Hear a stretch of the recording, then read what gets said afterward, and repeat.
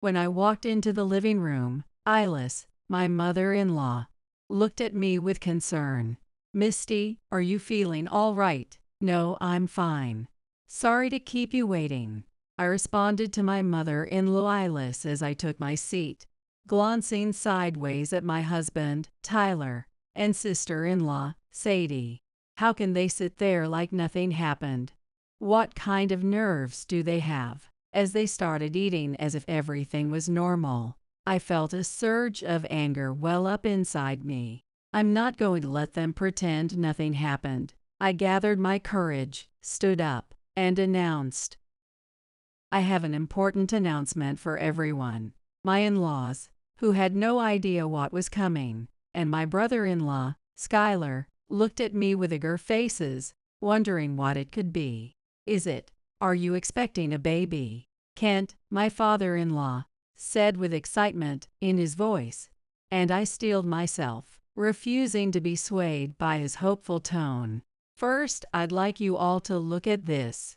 With those words, I held up my phone to everyone and played a certain video. A long silence filled the room. The air was heavy. Then, coming to his senses, Skylar, with a face red from anger, turned to Sadie and began to interrogate her. "What is this?" Kent, equally red-faced, started shouting in frustration. "What on earth were you thinking? You're both adults.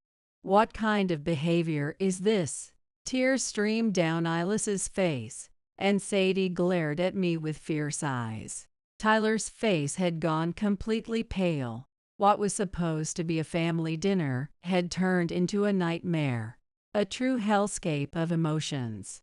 And no wonder, because in that video, I've been married for 3 years now, working part-time as a typical working mother. I don't have any children yet. I met my husband, Tyler, 3 years my senior, as a colleague at a previous job. But honestly, my first impression of him was pretty bad. Thinking back to those days, I can't help but laugh. It was about a week after I was transferred to Tyler's department. Still trying to adjust, I kept a low profile. One day, after coming back from a meeting, I sat down and casually opened my desk drawer. Inside, there was this black object that I didn't recognize. The moment I realized what it was, I screamed at the top of my lungs across the office. "Roach!" "Hey, it's just a toy," one of my colleagues, who'd gathered around to see what the commotion was, said. "What? It's not moving at all. See, it's just a rubber toy." With that, he held up the rubber roach in front of me. "Even if it's a toy, I still hate it. Take it away, please. Bugs, especially the shiny black ones, are my worst nightmare." Sorry. So you hate roaches, huh?" The one who pulled the roach back with a grin was Tyler. "But this thing was expensive, you know. Look, it's pretty realistic around here, don't you think, huh?" And you screamed like wah. "Are you a newborn, Misty?" Until then, we had only exchanged polite greetings. But suddenly he was pulling a prank on me with a rubber roach, something I absolutely despise, and then treating me like a baby. Well, okay, maybe the why was a bit much even for me. My first impression of Tyler was terrible, but it seemed like the whole department recognized him as the rascally one. Again, this must be Tyler's doing. Come on, I'm busy. Give me a break. When everyone realized it was Tyler who caused the fuss, my coworkers just grumbled, then returned to their desks as if nothing happened. It was through this roach incident that we first spoke, and after that, we began talking more and eventually started dating. Tyler had this charm. No matter what kind of pranks or snarky remarks he made, he somehow never got on anyone's bad side. And once we started dating, he'd say all sorts of cheesy things like "I love you" and "I only need you, Misty." And, well, he had me completely hooked. Since we got married, whenever one of those creepy, shiny bugs appears in the house, Tyler lets out a loud wow and goes after it. He's always setting up little pranks, like hiding a whoopee cushion for a good laugh. But each morning before he leaves, he says, "I love you," instead of a simple goodbye. His work performance has been great too. Tyler got promoted to manager at 33 last year, and I heard from a former colleague that he lightens the mood with his harmless pranks and keeps the team close. When I worked there, people would say, "He's funny but still acts like a college kid," but now they call him the funny, inspiring boss. I'm proud of him, and when we have kids someday, I know he'll make a funny, dependable dad. I can't wait to have children. I've been hoping, but just not happening easily. I'm 31 now, so I've been looking up fertility websites lately. I haven't been able to commit to any visits yet, though. Then one day, we got an invitation from Ilis for a family dinner at Tyler's parents' house. His parents, who live about a 30-minute drive away, are lovely people and sometimes invite us for meals like this. Like Tyler, his parents Scant and Ilis always have entertaining stories, and the meals are always filled with laughter and delicious food. I genuinely like his parents. Tyler has an older brother named Skylar, who's also a fun guy. He holds an executive position at a large company, but he's easygoing and unpretentious. In that sense, he's a lot like Tyler. The two of them are close and often visit each other's homes on weekends. Sometimes Skylar comes to our house, and sometimes we go over to his place. But honestly, I can't get along with his wife, Sadie. Skylar married someone much younger, so Sadie is still only 28. When the four of us dine together, I feel like the skin around my eyes is sagging. My hair's lost its shine too. I hate getting older. Sadie, despite being the youngest, casually says things like, "I get irritated with the way she says things every single time." But the two men just respond with, "When you hit 30, you'll start seeing gray hairs pop out. By 35, you'll find them in your nose too." Seriously, Skylar. They just laugh it off so easily. And honestly, I admire that. Given her constant remarks about looks, it's no surprise Sadie always keeps herself well groomed. And even as a woman, I have to admit she's charming. Since Skylar has a good income, she's always dressed in designer brands, and they suit her perfectly. If I were a guy, I'd probably be proud to have a wife like that. But still, oh, Misty, with such cheap clothes, you're dragging down Tyler's reputation.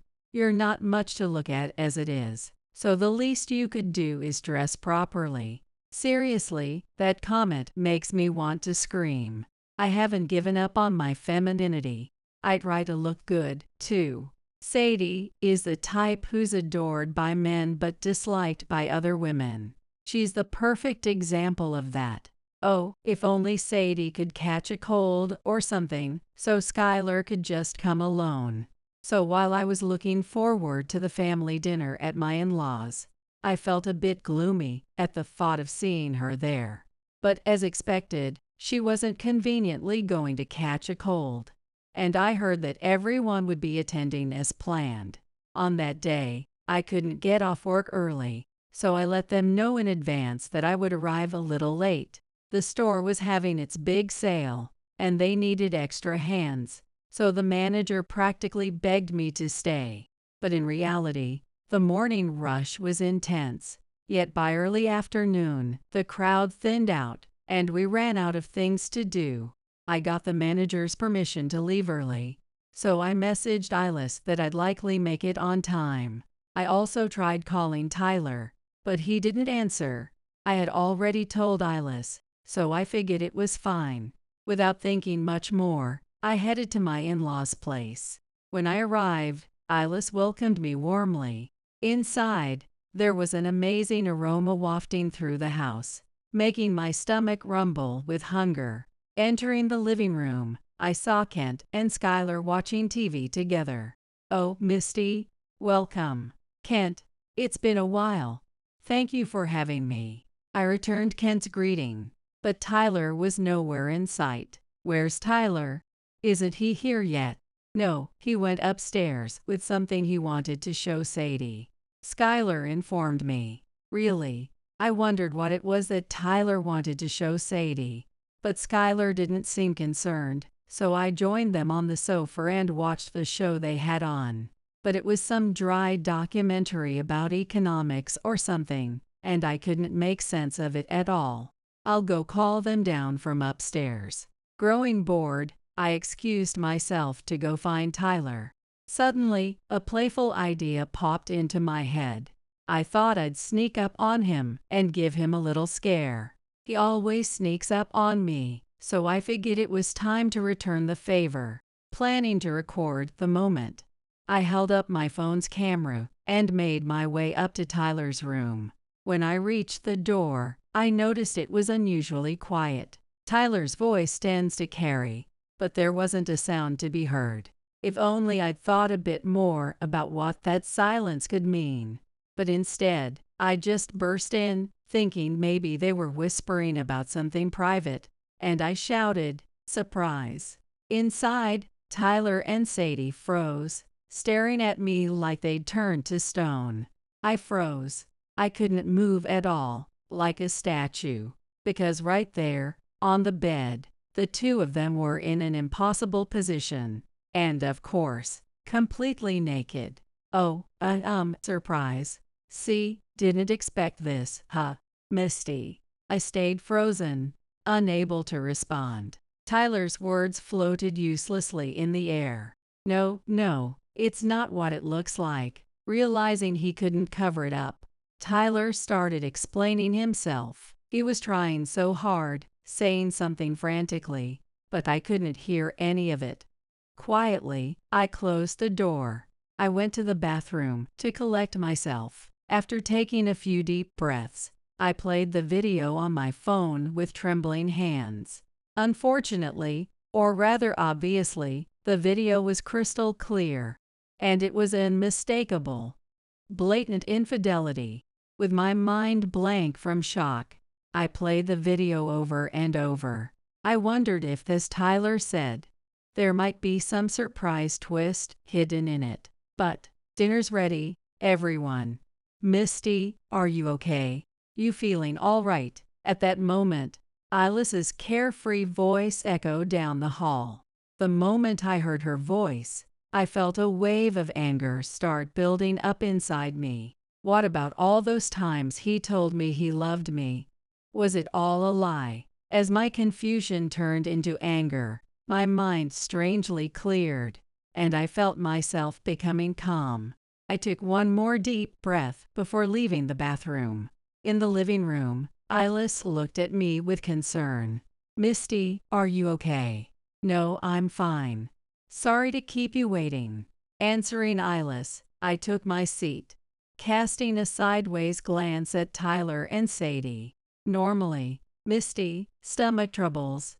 Tyler would probably make some kind of joke like that, but even he was silent now. How can they sit at the table like nothing's happened? What kind of nerve do they have? Did they think I closed the door without saying anything, so it would be overlooked? Maybe if the two of them had come down and sincerely apologized, or if they'd stayed upstairs in shame, my reaction would have been different. But seeing them just sit down like it's a regular dinner made my anger boil. It was the biggest rage I'd ever felt in my life. After taking yet another deep breath, I stood up and declared, I have an important announcement to make. Tyler's parents and Skylar, who had no idea what was going on, looked at me expectantly. Could it be a grandchild? Are you pregnant? Kent's hopeful words nearly made my heart falter, but I steadied myself. First, I'd like you all to watch this. With that, I played the video I had just recorded of their affair. A heavy silence filled the room. The air was suffocating. What is this? Finally, Skylar snapped out of it, his face turning red with anger as he questioned Sadie. Sadie, however, just glared at me in silence, refusing to answer. Ilis's eyes filled with tears. What are you two doing? You're both grown adults. What on earth were you thinking? Kent, meanwhile, just kept shouting. The family dinner that should have been a pleasant gathering turned into a scene from a nightmare. I'm so sorry. It was just a moment of weakness. Tyler kept apologizing profusely, but I ignored him. I'm truly sorry for ruining a family dinner. I apologized to Tyler's parents and then left. When I got home, I finally broke down and cried alone. Finally, I could cry. That's how it felt. I must have been holding myself together the whole time I was at my in-laws' house. As soon as I'd cried it all out, Tyler came home.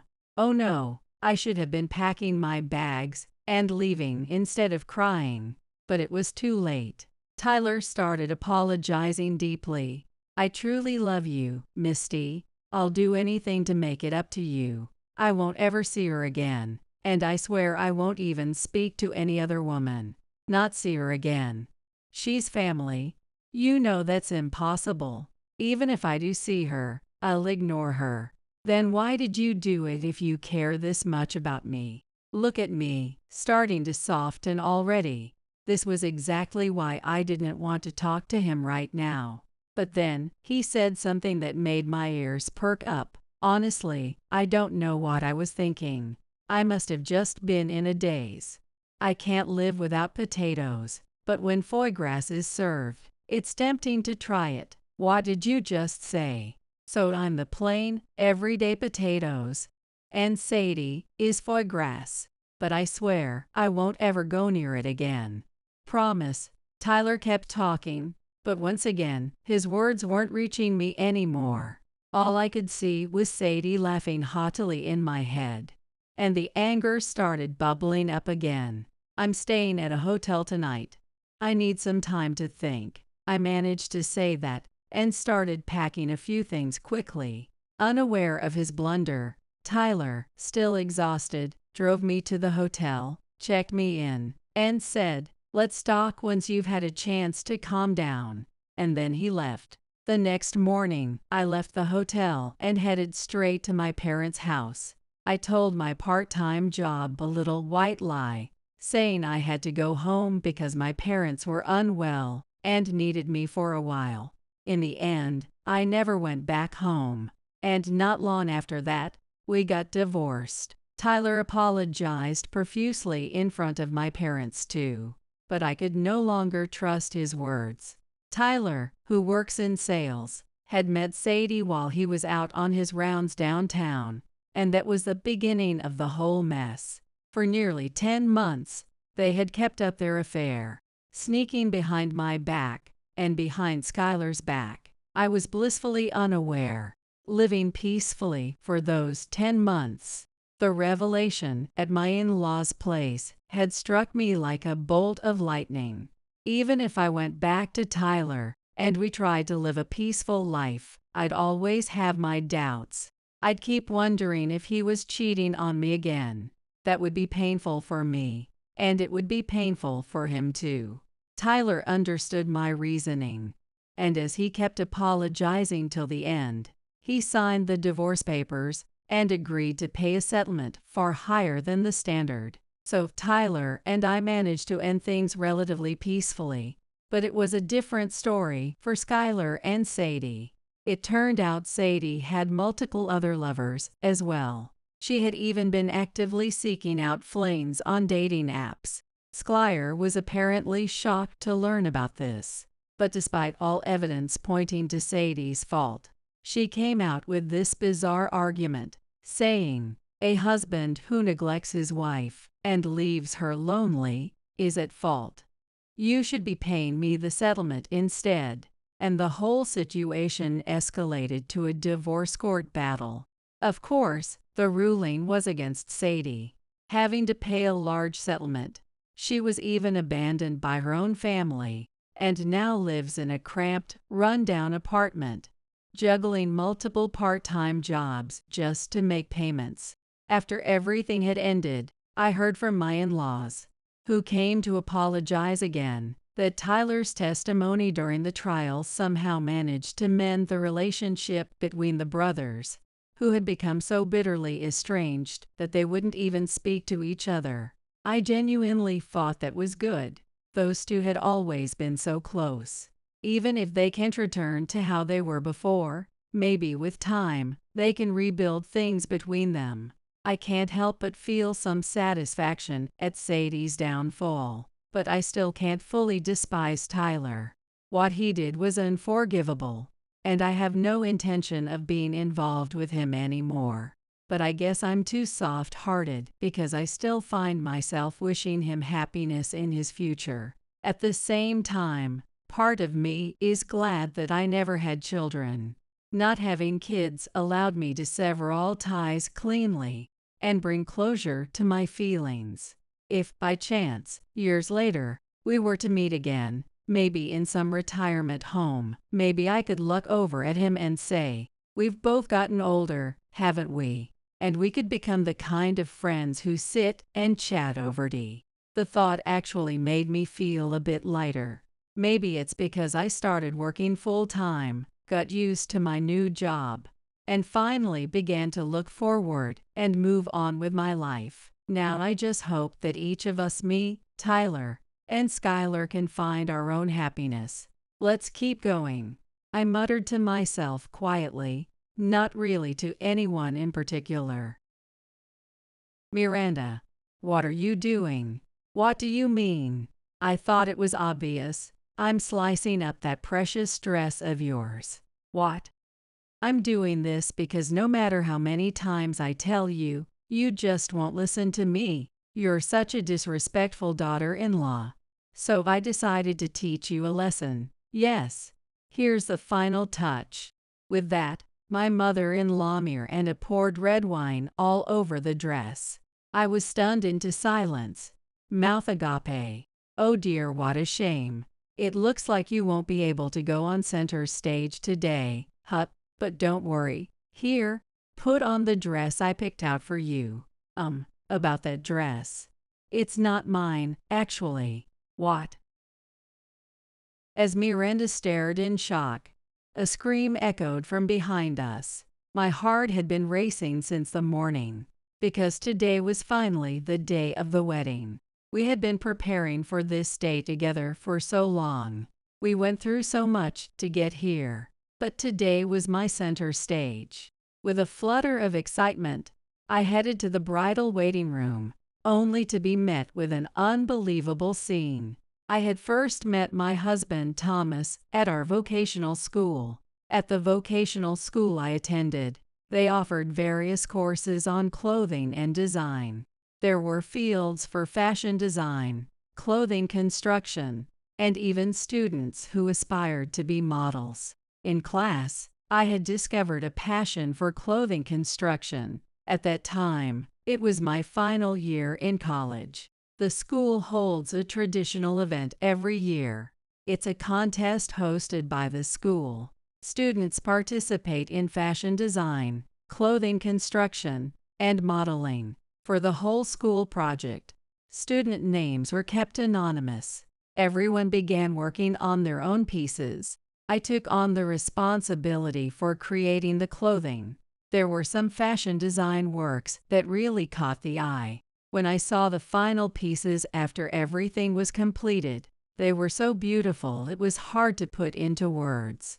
I looked at the finished garment, feeling incredibly moved. Finally, it's done. And this design is so gorgeous. I wonder who created it. While I was lost in admiration, I heard a voice sighing behind me. Wow, this turned out exactly how I imagined it would. Actually, even better. When I turned around in surprise, I saw a younger-looking boy standing there. Are you the one who designed this? Yeah, I am. Your design is amazing. It felt so alive. Thank you. But aren't you surprised that a guy made it? I was a little surprised, but that doesn't matter at all. This design is sure to win the contest. You think so? Last year, I didn't even make it past the preliminary round. But this time, I want to win, too. Now we just need to find a model who can do justice to this outfit. With size considerations, we had only a limited number of options for models. Last year, model selection involved students trying on the outfits they wanted and picking from there. But with preferences all over the place, they changed it this year. So the fashion design and clothing creators had to recruit their own models. I had one person in mind. She was a girl in my grade, though I hadn't really spoken to her before. There's someone I think would be perfect, but I'm not sure if she'll be interested. I'll give it a try, though. Thank you. The next day, I approached a girl in my grade. Can I talk to you for a minute? Oh, what's this about? I heard you're a model candidate for the school's fashion contest. Yes, that's right. Would you be willing to wear my work for the show? She had an amazing figure and was already someone people noticed in our grade. I thought she would look perfect in the finished outfit. That's fine, but I've received other offers too. Of course you have. Several people have scouted me. And after school today, I plan to look at each piece before deciding. I can include yours, too, if you want. Absolutely. I'd really appreciate it. Then please display it in the art room after school. I want to choose fairly without knowing who made which piece. I might not end up choosing yours. Though, are you okay with that? Yes, I understand. And so after school, we set up our pieces in the art room. It seemed like our teacher had already approved it in advance. After displaying our work, we waited in a separate room. Then the moment of selection finally arrived. The fashion design student and I held our breath in anticipation. After a few minutes, she came into the waiting room. All the pieces were great, but one especially stood out. I'd like to go with this one. Who made it? The piece she chose was ours. I raised my hand, and her eyes sparkled. You're the one who created this. It's absolutely stunning. And so, each role in our project was set. The other students left the waiting room with drooping shoulders. Afterward, the three of us started talking. First, let's introduce ourselves. I'm Regina, the model. I'm Tracy, in charge of garment creation. Thomas here, handling fashion design. Did you draw this design?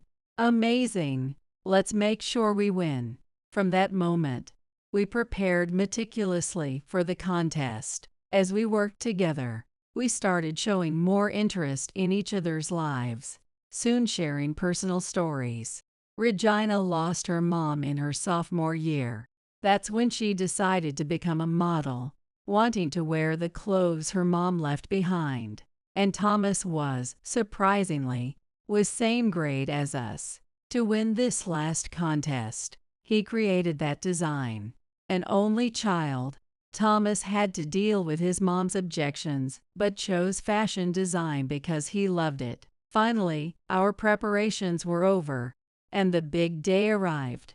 All the students at school were filled with nerves. The contest has 3 stages of judgment. The first is a document review, the initial screening. The teachers assess photos of the models wearing the designs along with selling points from the fashion design and garment creation members.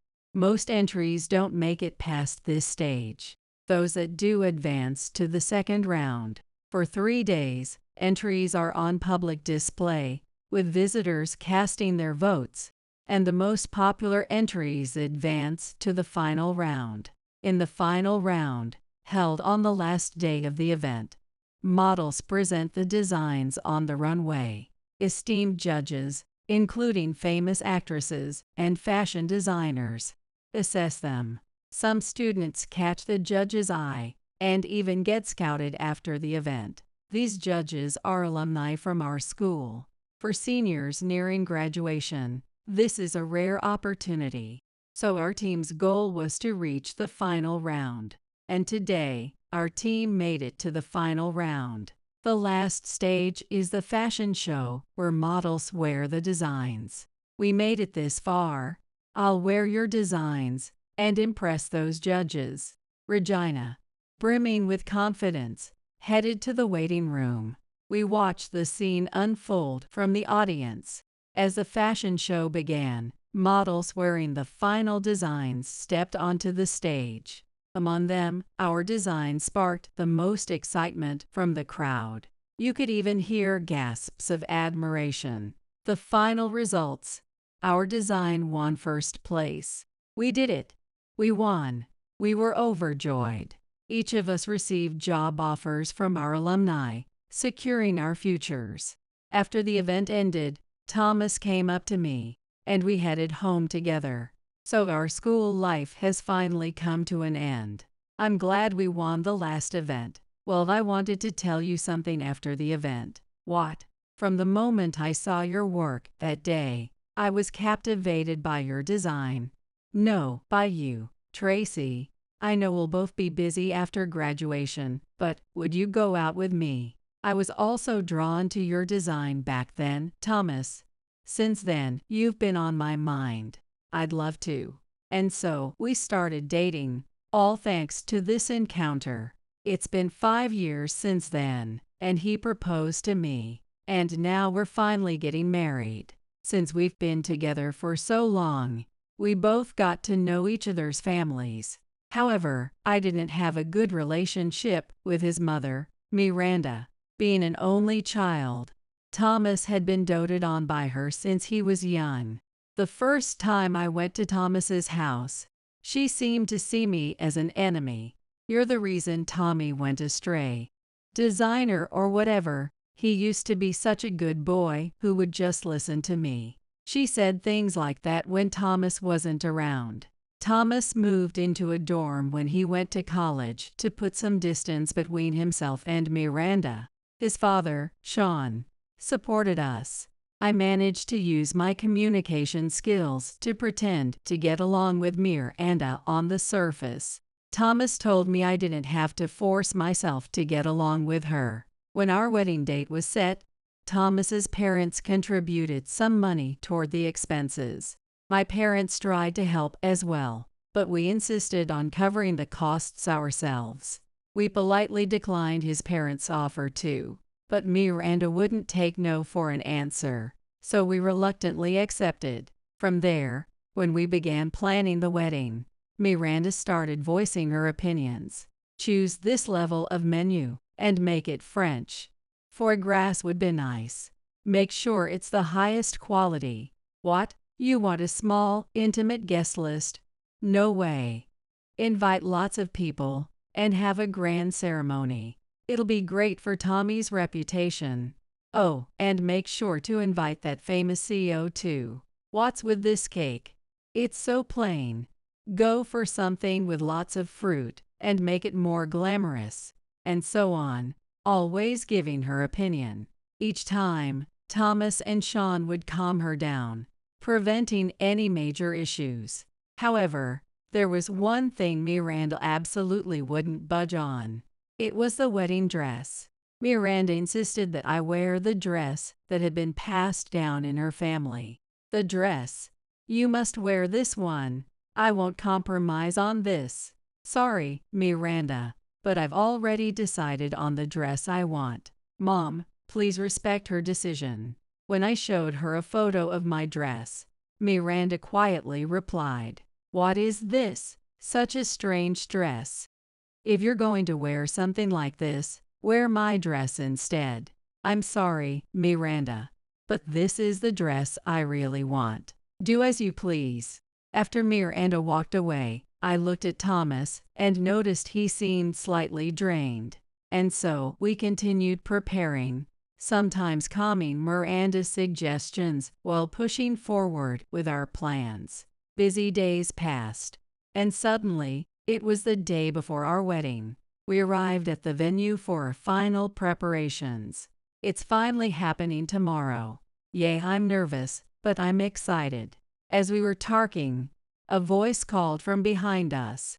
"Excuse me, are you Tracy and Thomas?" We turned around to see a woman with a model-like figure standing there. "Yes, that's us. And you are?" Oh, don't you remember? It's me, Regina. It turned out that the woman was Regina. We were reunited after so long, since our college days. We caught up on the last 5 years over coffee in the hall cafe, sharing stories enthusiastically. I never expected to run into you here. Well, the feeling's mutual. Is your wedding here, Regina? Yes, it's tomorrow morning. So I suppose sending invitations to you two ended up being in vain. Sorry, we'll be attending an afternoon ceremony, so I doubt we can make it to yours. I really didn't think it'd be at the same venue. Neither did I. But hopefully, we'll both have lovely ceremonies tomorrow. By the way, did you settle on your dress? W Ray going with this one. I showed her a picture. Could it be? Yes, I've kept it safe just for this day. Now I think I'll finally be able to wear it perfectly. How lovely. It's going to be a beautiful day. What about your dress, Regina? Mine's this one. Regina showed me her dress. Her dress was gorgeous as well. This dress means a lot to me. Is it what you mentioned back in college? Impressive memory. Yes, it's the one I talked about then. It'll be a wonderful day for you too, Regina. We both left, wishing each other success for tomorrow's ceremonies. The morning of the wedding day, we arrived at the venue early to prepare. Everyone's family was around, but only Miranda was nowhere to be seen. I had a feeling of foreboding. I couldn't shake it, but soon I brushed it off. After all, today was our wedding. Thomas and I had worked so hard together for this day. A lot had happened along the way, but today the spotlight was mine. With my heart pounding, I opened the door to the bridal waiting room. In the next instant, I couldn't believe my eyes, because inside, I saw Miranda, scissors in hand, silently cutting up my dress. Miranda, what are you doing? What do you think? I'm cutting up that precious dress of yours. What? You never listen to me, no matter how many times I tell you. Such an insolent daughter-in-law. So, this is my punishment. Now for the final touch. With that, she poured red wine over the dress. My mouth was left agape. Oh dear, what a shame. Looks like you won't be taking center stage today. But no worries. Here, put on the dress I prepared. That dress. It's not mine, is it? What are you talking about? Of course, it is. As Miranda looked surprised, a scream came from behind us. It was Regina, the true owner of the dress. Why, my dress. How could you do this? Miranda was flustered. Staff and other attendees began gathering at the commotion. How could you? This dress was the only one my mom left me. I did nothing wrong. Yes, this daughter-in-law was the one cutting it up. I just tried to stop her. Tracy would never do that. You may not know this, but this venue has cameras everywhere, so the culprit will be caught quickly. What? My precious dress. The ceremony starts in just 1 hour, and there's no way to change into something else now. As Regina cried, an idea struck me. Regina, wear my dress. It should fit you. Tracy, but that dress is the best one we three ever worked on, isn't it? It was originally your size, so it should fit you. Make it a great ceremony. Thank you. Yes, the dress I had prepared was the one Thomas designed back in college, the one I crafted, and the one Regina wore back then. I had been preparing for this day to wear that cherished dress from our memories. Throughout the exchange, only Miranda seemed puzzled. I didn't expect you to go this far. I'm done with you. I'll bring the divorce papers later, so go home and pack. Wait, Sean. At least let me stay for Tommy's center stage. As Miranda clung to Sean, Thomas spoke firmly. We're not family anymore. Leave this venue. Miranda, startled by Thomas's usually calm voice, glanced around and found herself met with cold stares from relatives. With no energy left, she exited the hall. Regina's wedding proceeded successfully. After the ceremony, Regina came to the waiting room. "Thank you, Tracy. You saved me. I'm the one who should apologize for not foreseeing what Miranda would do. I'm so sorry. I should apologize too. I'm really sorry. I was heartbroken to see my cherished dress ruined like that. But you both helped make it a beautiful ceremony. Plus, this dress means a lot to me, so I was thrilled to wear it today. Because of that, I'll let this go." "What? But that's not fair. At least let me have her pay some compensation. I couldn't stop her myself, after all." "You don't need to pay any compensation. Then I'll make sure Mom covers the damages.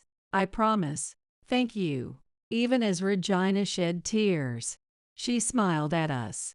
"Now it's time for your ceremony. My husband allowed me to stay a bit longer, so I'll go watch after I change." "Yes, thank you, Regina." So our afternoon ceremony turned out well, with Miranda removed, and our old college friend joining us midway to make it all the more special. With the wedding over, we finally had a moment to rest. Later, after her divorce, Miranda seems to be working to pay off the wedding dress compensation. Though she once tried pleading with relatives, everyone knew what had happened that day. So she now lives a rather lonely life, avoided by most. The three of us, in celebration of our reunion, decided to come together and start our own company. Thomas designs the fashion, I handle the production, and Regina models for the magazines, which skyrocketed our popularity. With my closest friends and husband by my side, I'll keep striving forward from here. That girl, it's already 10 p.m. What is she even doing at this hour? The moment my son, Nolan, raised his voice in frustration, the front door opened. "I'm sorry, I lost track of time hanging out with friends." My daughter-in-law, Mary, with a flushed face from drinking, wobbled her way down the hall. Without even taking a shower, she collapsed onto the bed in the bedroom. Nolan noticed a paper sticking out of her bag, took it out, and was stunned. It's a bill from a members-only bar. She spent $1K just on drinks. Where did she even get that kind of money? Nolan's loud voice snapped me back to my senses, and I went to check my secret savings in the closet. The envelope, which had held my carefully saved $3K, was now empty.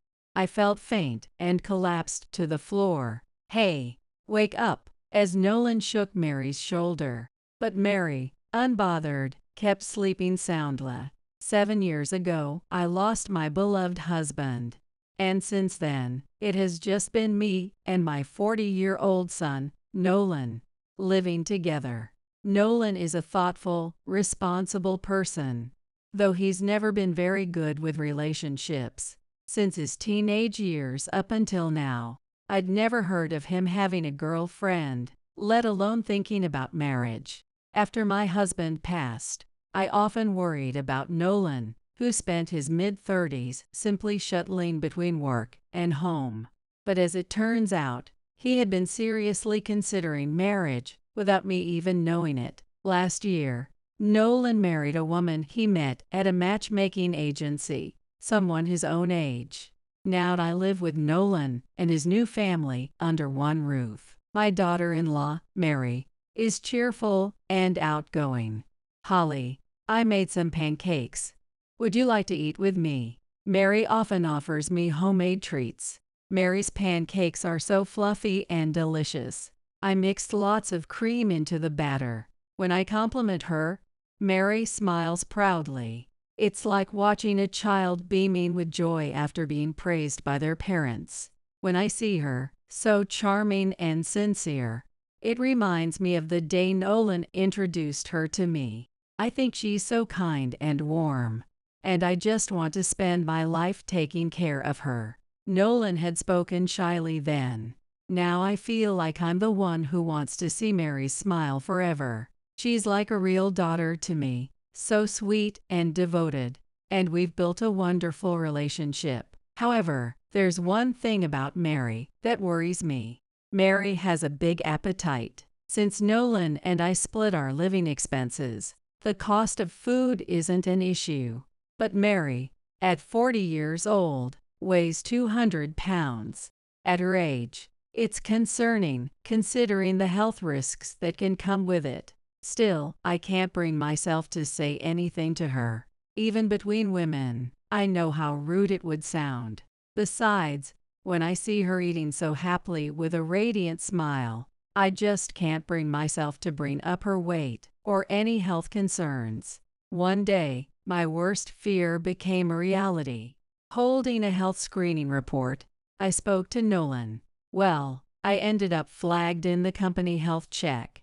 They told me to go to the hospital for further tests. Such a hassle. What?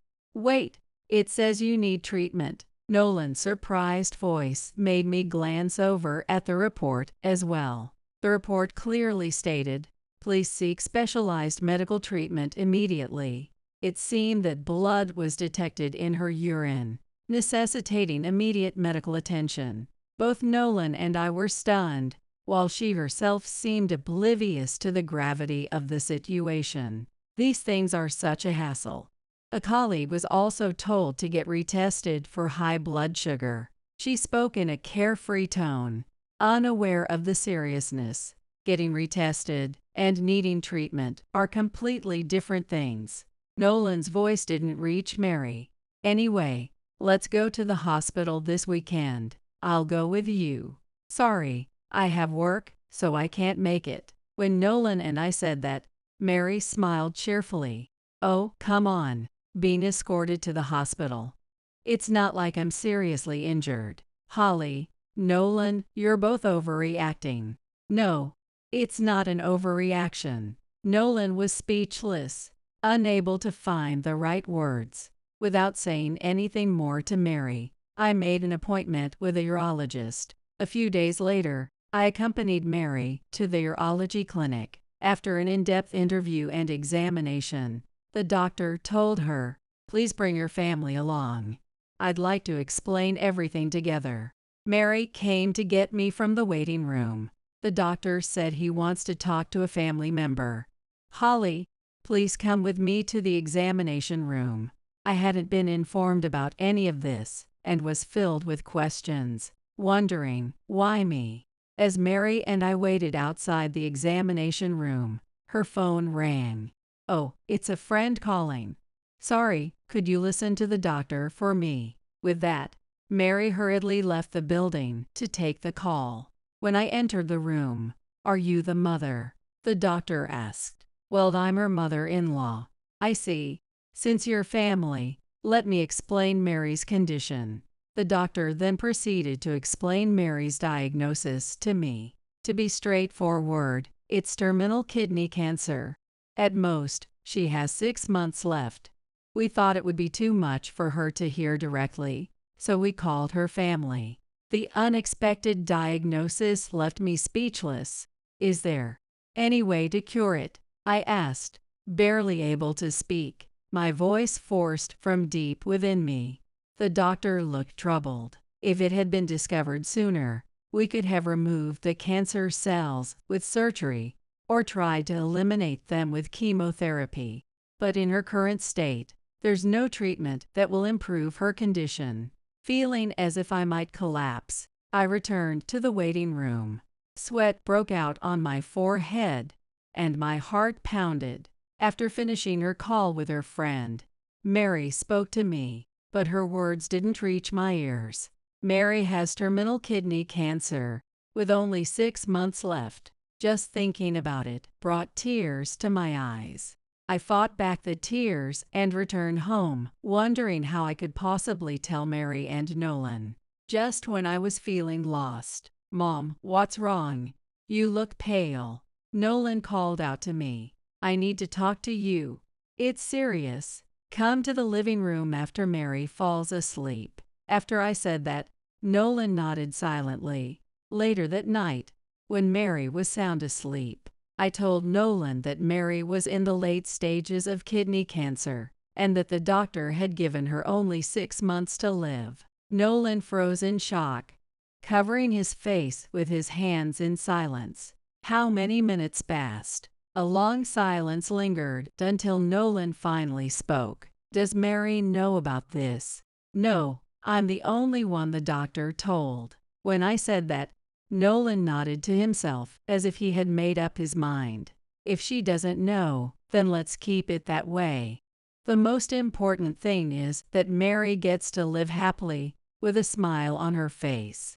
I agreed with Nolan's words, nodding deeply. Thankfully, Mary doesn't seem to have any symptoms of pain, even if the illness is progressing, and even if her time is running out. As long as she can live happily, unaware of the truth, that's all that matters. I resolved to keep this a secret until Mary came to me with health concerns. But the next morning, Mary approached me. What were you and Nolan talking about last night? I froze in shock, and Mary flashed a sly grin. You don't need to hide it. I heard everything. Oh, you heard it all. Just as I was about to be honest with Mary about her illness and prognosis, she spoke first. Holly, you have kidney cancer, and only 6 months left, so that's why you look so pale after leaving the hospital. What? Mary gently patted my shoulder as I stood there in shock. Don't be discouraged. I'll give you all the support you need. Let's make sure you have a peaceful time ahead. Wait, ignoring my confusion. Oh no. Look at the time, I'm going to be late for work, Mary said and left the house. Did she misunderstand and think I** was the one with 6 months left? I need to tell her the truth. I waited for Mary to return, but she didn't come back until late at night. It's already 10 p.m. Where on earth has she been? Nolan said, raising his voice in frustration just as the front door opened. Sorry, I lost track of time hanging out with friends. Mary, her face flushed from drinking, wobbled through the hallway. Then, without taking a shower, she went straight to bed. Nolan took a paper sticking out of Mary's bag and was shocked. It's a bill from a members-only bar. She spent $1K on drinks. Where did she get that kind of money? Nolan's shout brought me back to my senses, and I checked the envelope in the closet where I kept my secret savings. The envelope with my carefully saved $3K was empty. I felt faint and sank to the floor, while Nolan, hey, wake up, shook Mary's shoulder. Mary, unaffected by any of this, slept soundly. The next morning, Mary didn't get up, so I called her workplace to report her absence. Nolan left for work, and I went out shopping.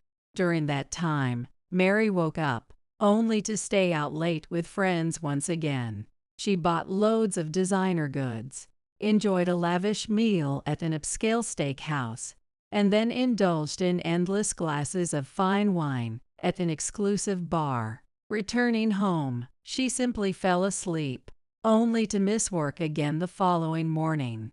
After a few days of this routine, Mary's boss was furious. If this continues, we'll have to let her go. And when I called in on Mary's behalf, her company reprimanded me. But each morning, despite my efforts to wake her, Mary showed no intention of getting up. Afternoon would come, and she'd go out again, splurging on designer items and dining out at luxury spots before returning home. Where did Mary get all the money for this extravagant lifestyle? Curious, I went to check my debit card and found it stashed in Mary's closet. Could it be all this splurging was funded by my savings? As I stood there trembling with anger, Mary's voice sounded from behind me. Holly, could you stop rummaging through my closet? Her voice was deeper and darker than I'd ever heard. Mary, could you stop taking and using my debit card without my permission? I managed to stammer back, feeling a chill.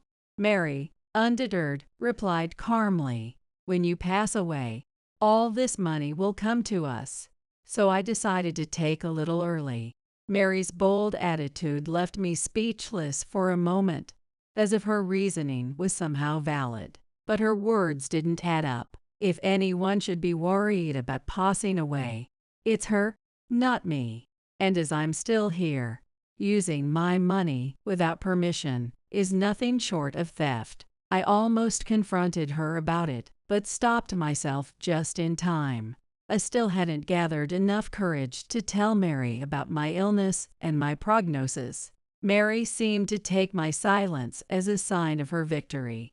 From that day on, she began showing a side of herself I'd never seen: a petty cruelty.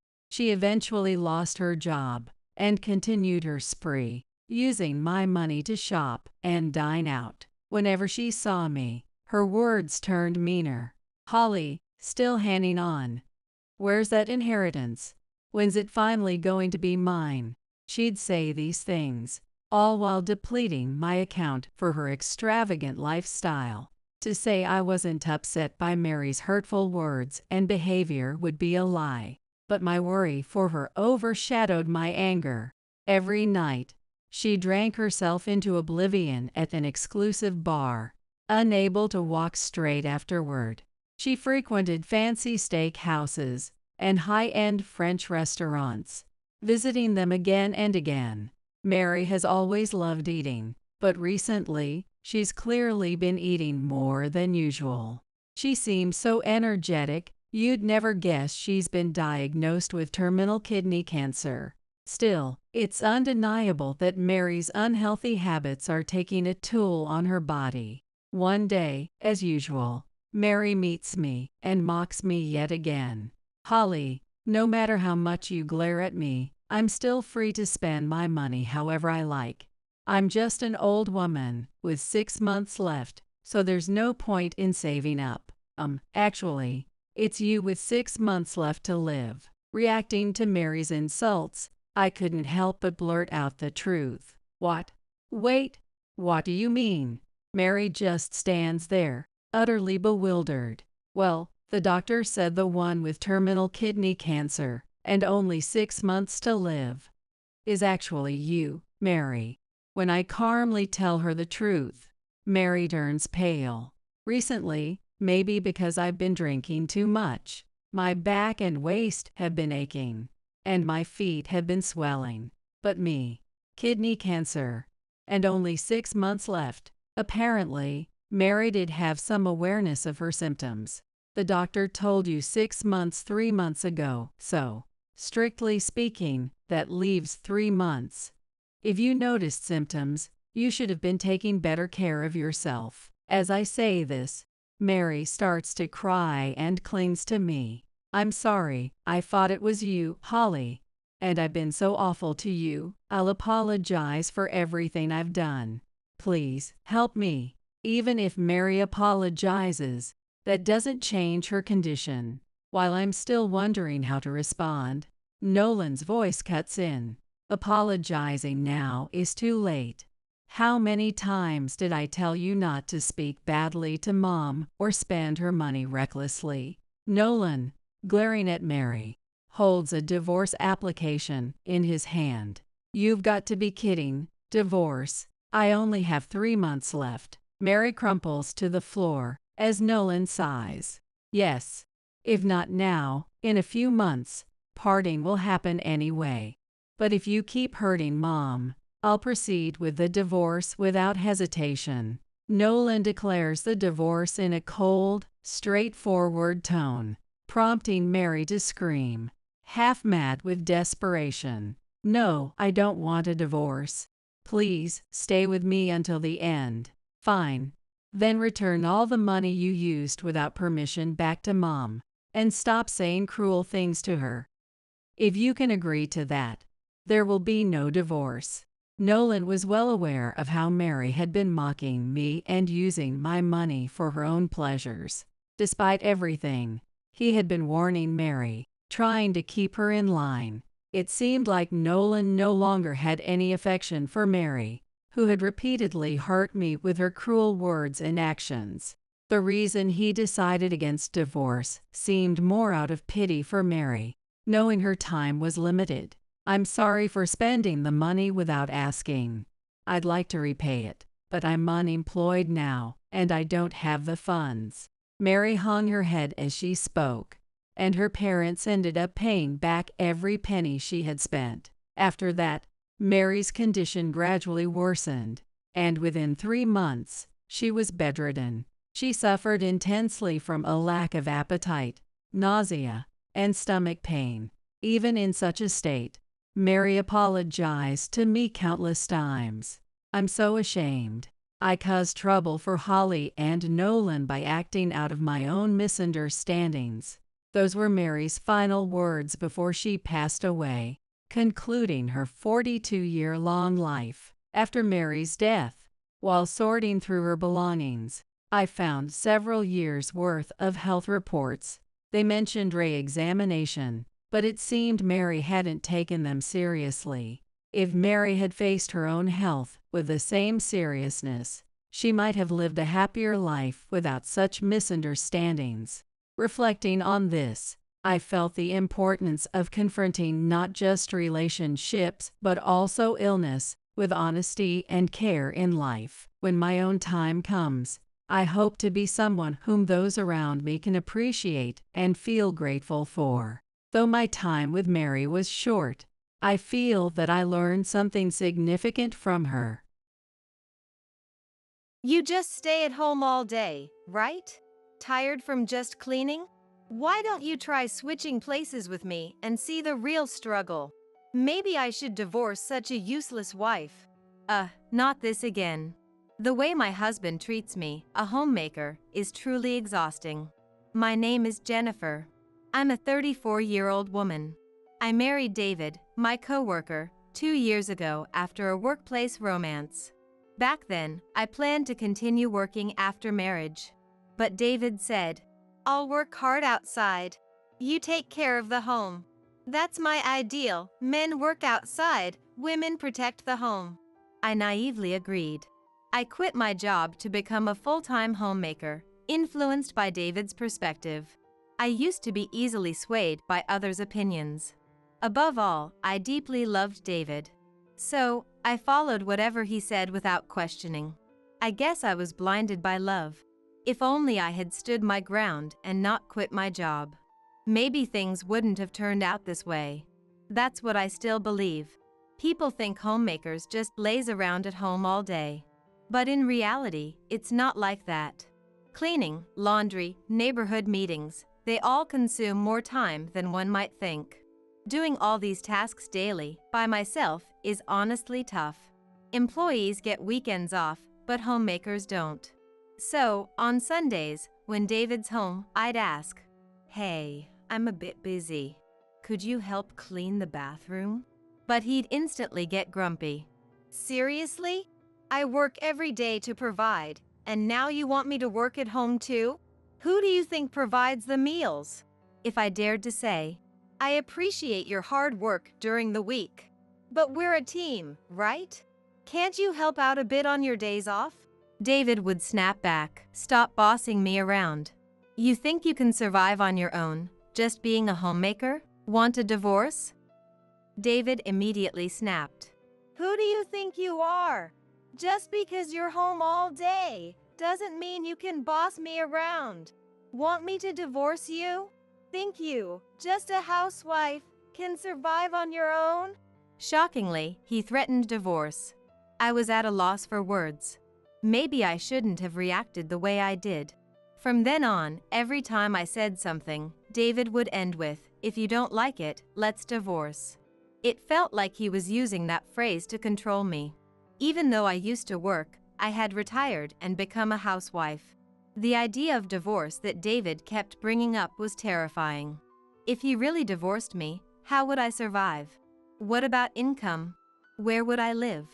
For me, a housewife, nothing was scarier than the thought of divorce. What scared me the most was David himself. He used to be so kind. How did he change so much after we got married? Did I make a mistake in judging him? I deeply regretted marrying David. Lately, as soon as David comes home, he'd say, "Isn't it obvious you should greet me at the door when I, the breadwinner, come home? Who do you think pays for everything here?" Yes, David earns the money, but I take care of everything at home. We're supposed to be partners, not in a master-servant relationship. It's supposed to be an equal relationship. Yet, David seems to believe he's superior. He looks down on me, thinking he's above. At first, I thought maybe he was venting work frustrations on me, so I kept quiet. But over time, David began to act like he was always right, and every day was like this. After his lecture, David carelessly throws his suit all over the place and changes into his casual clothes. I pick them up and toss them into the washing machine. This is a daily routine. Even after eating the dinner I prepared, he complains, "Is this all you can cook? I work hard for you, and this is the meal I come home to? Where's your gratitude?" I've grown tired of dealing with David's constant complaints. Despite David not earning a high salary, I manage our finances, saving for our future children, leaving little room for extra expenses. Still, I always try to prepare healthy meals, using nutritious ingredients and cutting down on salt. Yet, he still finds reasons to complain. I felt like everything I did was being negated, and my self-confidence dwindled day by day. On top of that, he demands $500 a month for his personal expenses. If I gave him that much, our finances would be in the red. At first, I used some of my savings to cover the expenses, but that wasn't sustainable. So, I tapped into my connections and started a remote job that I could do from home. Of course, I didn't tell David. You see, a while back, I had mentioned, "Hey, things are a bit tight with our finances. I was thinking of getting a part-time job. Is that okay?" To which he snapped, "What? Are you saying I don't earn enough? You probably just want extra cash to splurge, right? You should just stick to taking care of the house." Knowing David, I was sure that if I earned, he'd just take more for his personal expenses. So, I decided to work remotely without telling David. The money I earned went towards our living expenses and savings for the future. A former colleague introduced me to this remote job. I would log into the company system and handle administrative tasks, mainly settling travel expenses claimed by employees. Having experience from my previous job, the work wasn't challenging. More than that, being home all day, this remote job gave me a sense of purpose. It felt rewarding. Then, one day, after juggling remote work and household chores, I was exhausted. I decided to take a short break and lay down on the sofa. That was a mistake. I unintentionally fell asleep and was awakened by David in the evening. It was already night. Of course, dinner wasn't ready, and neither was the bathroom. David, seeing this, sighed and said, "What were you doing all day? Lounging around, neglecting the house? I come home, and you're just napping on the sofa. Seriously, homemakers are just leeches." Usually, I wouldn't react to David's words, but that day, I was tired.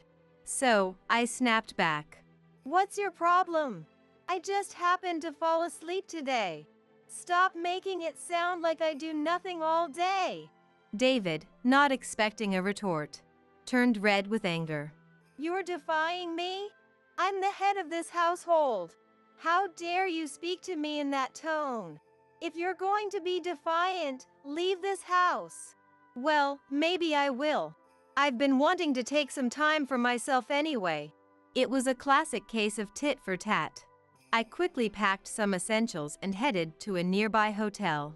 The look of shock on David's face as I left was priceless. He probably never imagined I'd actually leave. In the past, I would have just been bewildered if David told me to leave. But now, things were different. After all, I had my remote job as a source of income. Being confined to the house and only doing household chores, this job became my only connection to the outside world. The feeling of being appreciated and thanked directly for my work. Seeing my efforts being rewarded with a paycheck. Having never received gratitude from David for all the housework, this job had become a significant part of my life. Thanks to my remote job, I gained confidence and strength. Maybe some time apart would be good for both of us. With that thought, I lived in the hotel for about a week. During that time, I continued my remote work from the hotel and even uncovered some fraudulent activities by an employee. Then, one day, my phone rang. It was David.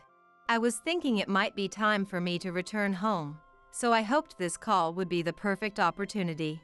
When I answered, David said, "Hey, isn't it about time you came back? You've had some time to reflect, right?" Who does he think needs to reflect here? Even as I was at a loss for words, David continued, "You must be missing me, right? Life must be tough without me. If you apologize, I'll let you come back home." Such arrogance from him. Who does he think he is? So, I decided to play it humble and said, "I'm really sorry. It was my fault. I miss you every day. Please, let me come back home." To my surprise, he responded with such relief. "I knew it. You can't handle life without me. Fine, come back home." He couldn't even see through my act. I was taken aback but decided to return home with an innocent face. When I got back, the house was a complete mess. Clothes were scattered all over the floor, with no place to step. Trash overflowed from the bin, giving off a foul smell. Dirty dishes piled up in the sink. In just a week, he managed to turn the place upside down. I was almost impressed. I thought maybe he'd have cooled off in my absence. Maybe he'd have taken care of the house. All my maybes were shattered. He probably called me back because he couldn't handle the mess anymore. Not because he missed me or felt sorry. Realizing this, I was disappointed in David. I couldn't believe it had come to this. I was once again disappointed by David's carelessness. But in a way, I was grateful. Because it gave me the push I needed to do what I had planned for David without any hesitation. For about a month, I acted as if nothing was wrong at home. I cleaned up the mess David made and followed his every command, even when he complained. Then the day of reckoning came. I executed the plan I had prepared and waited for David to come home. I didn't prepare dinner or even the bathroom. When David came home, he was angry that I hadn't greeted him at the door or prepared dinner. I simply apologized. "I'm sorry. I was so busy today and couldn't get to it." Feeling empowered by my submissive attitude, David lashed out even more than usual. And then he said those words. "You're just a parasite, you know? You can't earn money and can't even manage the house properly. I wonder what would happen to a woman like you if we divorced. Maybe I should just file for divorce, huh?" I had been waiting for him to say that. The word divorce that David flaunted like a badge of honor. With a smile, I replied, "You don't need to file. I've already prepared the divorce papers." David looked confused. So, I showed him the actual divorce papers, already signed by me. "All you need to do is sign." David started to panic. Of course. He never expected me to agree to a divorce. "What? No, you'd be the one in trouble if we divorced, right? Don't worry. I'll be just fine. Haven't you noticed? Look around the house. Don't you see?" David looked around frantically. "Where's the TV? The fridge is gone too. What's going on? Oh, did you forget? I brought the TV and fridge when we moved in. So, it's only natural that I take them with me when we divorce. I had everything I bought removed by professionals." "Wait, you can't divorce me. How will you survive without my income?" "See," I sighed. "Don't you get it? The person handling expense claims at your company? That's me. We never met face to face, only communicated through chat or email, so you never realized."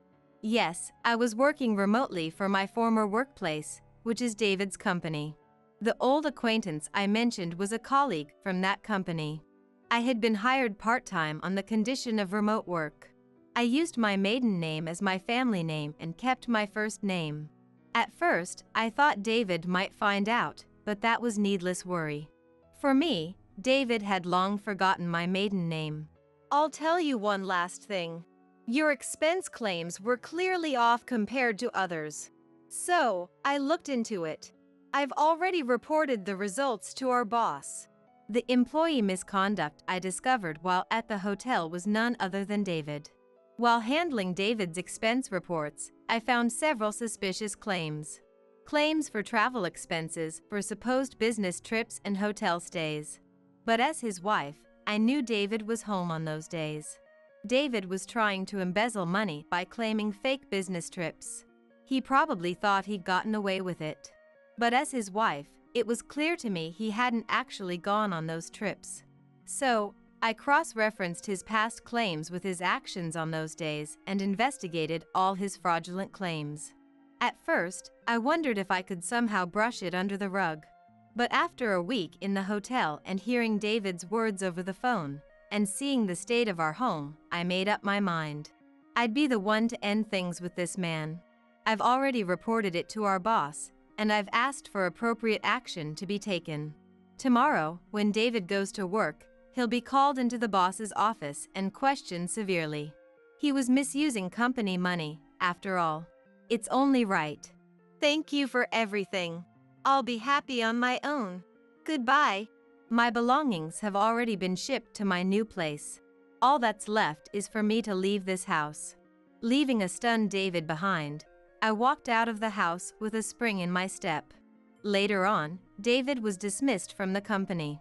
Being dismissed makes it hard to find another job, and it seems David is still unemployed and attending a job support center. Of course, the house is reportedly a mess. David was reluctant to sign the divorce papers and kept asking me to come back, but I had no intention of doing so. I left all the procedures to my lawyer and finalized the divorce. As for me, I switched from remote work to full-time and fully returned to work. I'll be single for a while, but I plan to look for a new relationship soon. Of course, my criteria for a partner is someone who's willing to share both household chores and child-rearing. I'm Stephen, a 30-year-old office worker, and I live with my wife, Mary, who's 27 and a housewife. We don't have kids, and neither of our parents live with us, so it's just the two of us in our little home. Our marriage hasn't been perfect, but we've gotten along well enough, living our day-to-day lives without major issues. But then I started noticing something strange about Mary's behavior. For example, her attitude toward me had become incredibly cold, almost distant. She began wearing flashy clothes and going out late at night, sometimes even staying out overnight, and she was always clutching her mobile phone, as if waiting for someone to reach out. Her behavior was so suspicious that even though I felt guilty about it, I ended up checking her phone. The lock was there, but I knew the password from before we were married, so it wasn't hard to unlock. When I looked through it, I found undeniable proof that she was having an affair. Her phone had photos, leaving no doubt about her intimate relationship with her affair partner, Brian. As I examined further, I noticed marked dates in her schedule. These dates matched the nights she'd gone out or stayed overnight, likely times she'd been with Brian. Looking closer, I realized that they were meeting almost daily. What's worse, they even met on our anniversary and my birthday. Mary had celebrated with me at home, wishing me happiness, while secretly spending time with Brian. It left me in utter shock. It seemed the affair had been going on for months. I could see why this might have happened. I'd been busy with work, and maybe she had been feeling lonely. Perhaps that's what led her to this. By now, her heart was clearly with Brian. There were countless messages where they insulted me, expressing their love for each other. To make it worse, She'd even written about divorcing me and marrying Brian. Reading those words tore my heart apart. I'd loved her deeply. I thought of her as my most precious person, but she didn't feel the same. In despair, all I could do was cry. And from that point, I started to change. Every day, I started coming home as early as possible, making a point to help out around the house. At home, I made it a habit to engage Mary in conversation, trying to keep the dialogue going constantly. At first, she responded with cold indifference, often ignoring me completely, but I didn't give up on talking to her. I even convinced her to go on a trip with me. Though she seemed reluctant, on weekends, I took her to movies, to scenic spots, just about anywhere, hoping to spend more time together. On special occasions, I surprised Mary with gifts or prepared meals myself. Every single day, I put in my all, desperately trying to make things work for her. Even during this time, it seemed that Mary was still seeing Brian. But still, I was determined to hold on to our marriage. And gradually, it seemed to pay off as Mary slowly started to open up to me. Our conversations increased. We shared laughs and even cooked together on occasion. We began discussing where to go next on our days off or planning our future travels. She seemed genuinely excited. Little by little, I felt the distance between us closing once again. Then one day, I picked up a tabloid at a store and brought it home. After taking a shower, I returned to find Mary reading that tabloid. She noticed me and quickly placed it back on the table, giving me a smile. There must have been an article about a woman's affair, and she must have read it. Then she asked, "What would you do if I cheated on you?" My heart wavered just a bit, but I looked at her with a smile and said, "You'd never do something like that." To that, she responded playfully, "You never know." I replied, "I know, because I trust you. I trust that you'd never do something like that."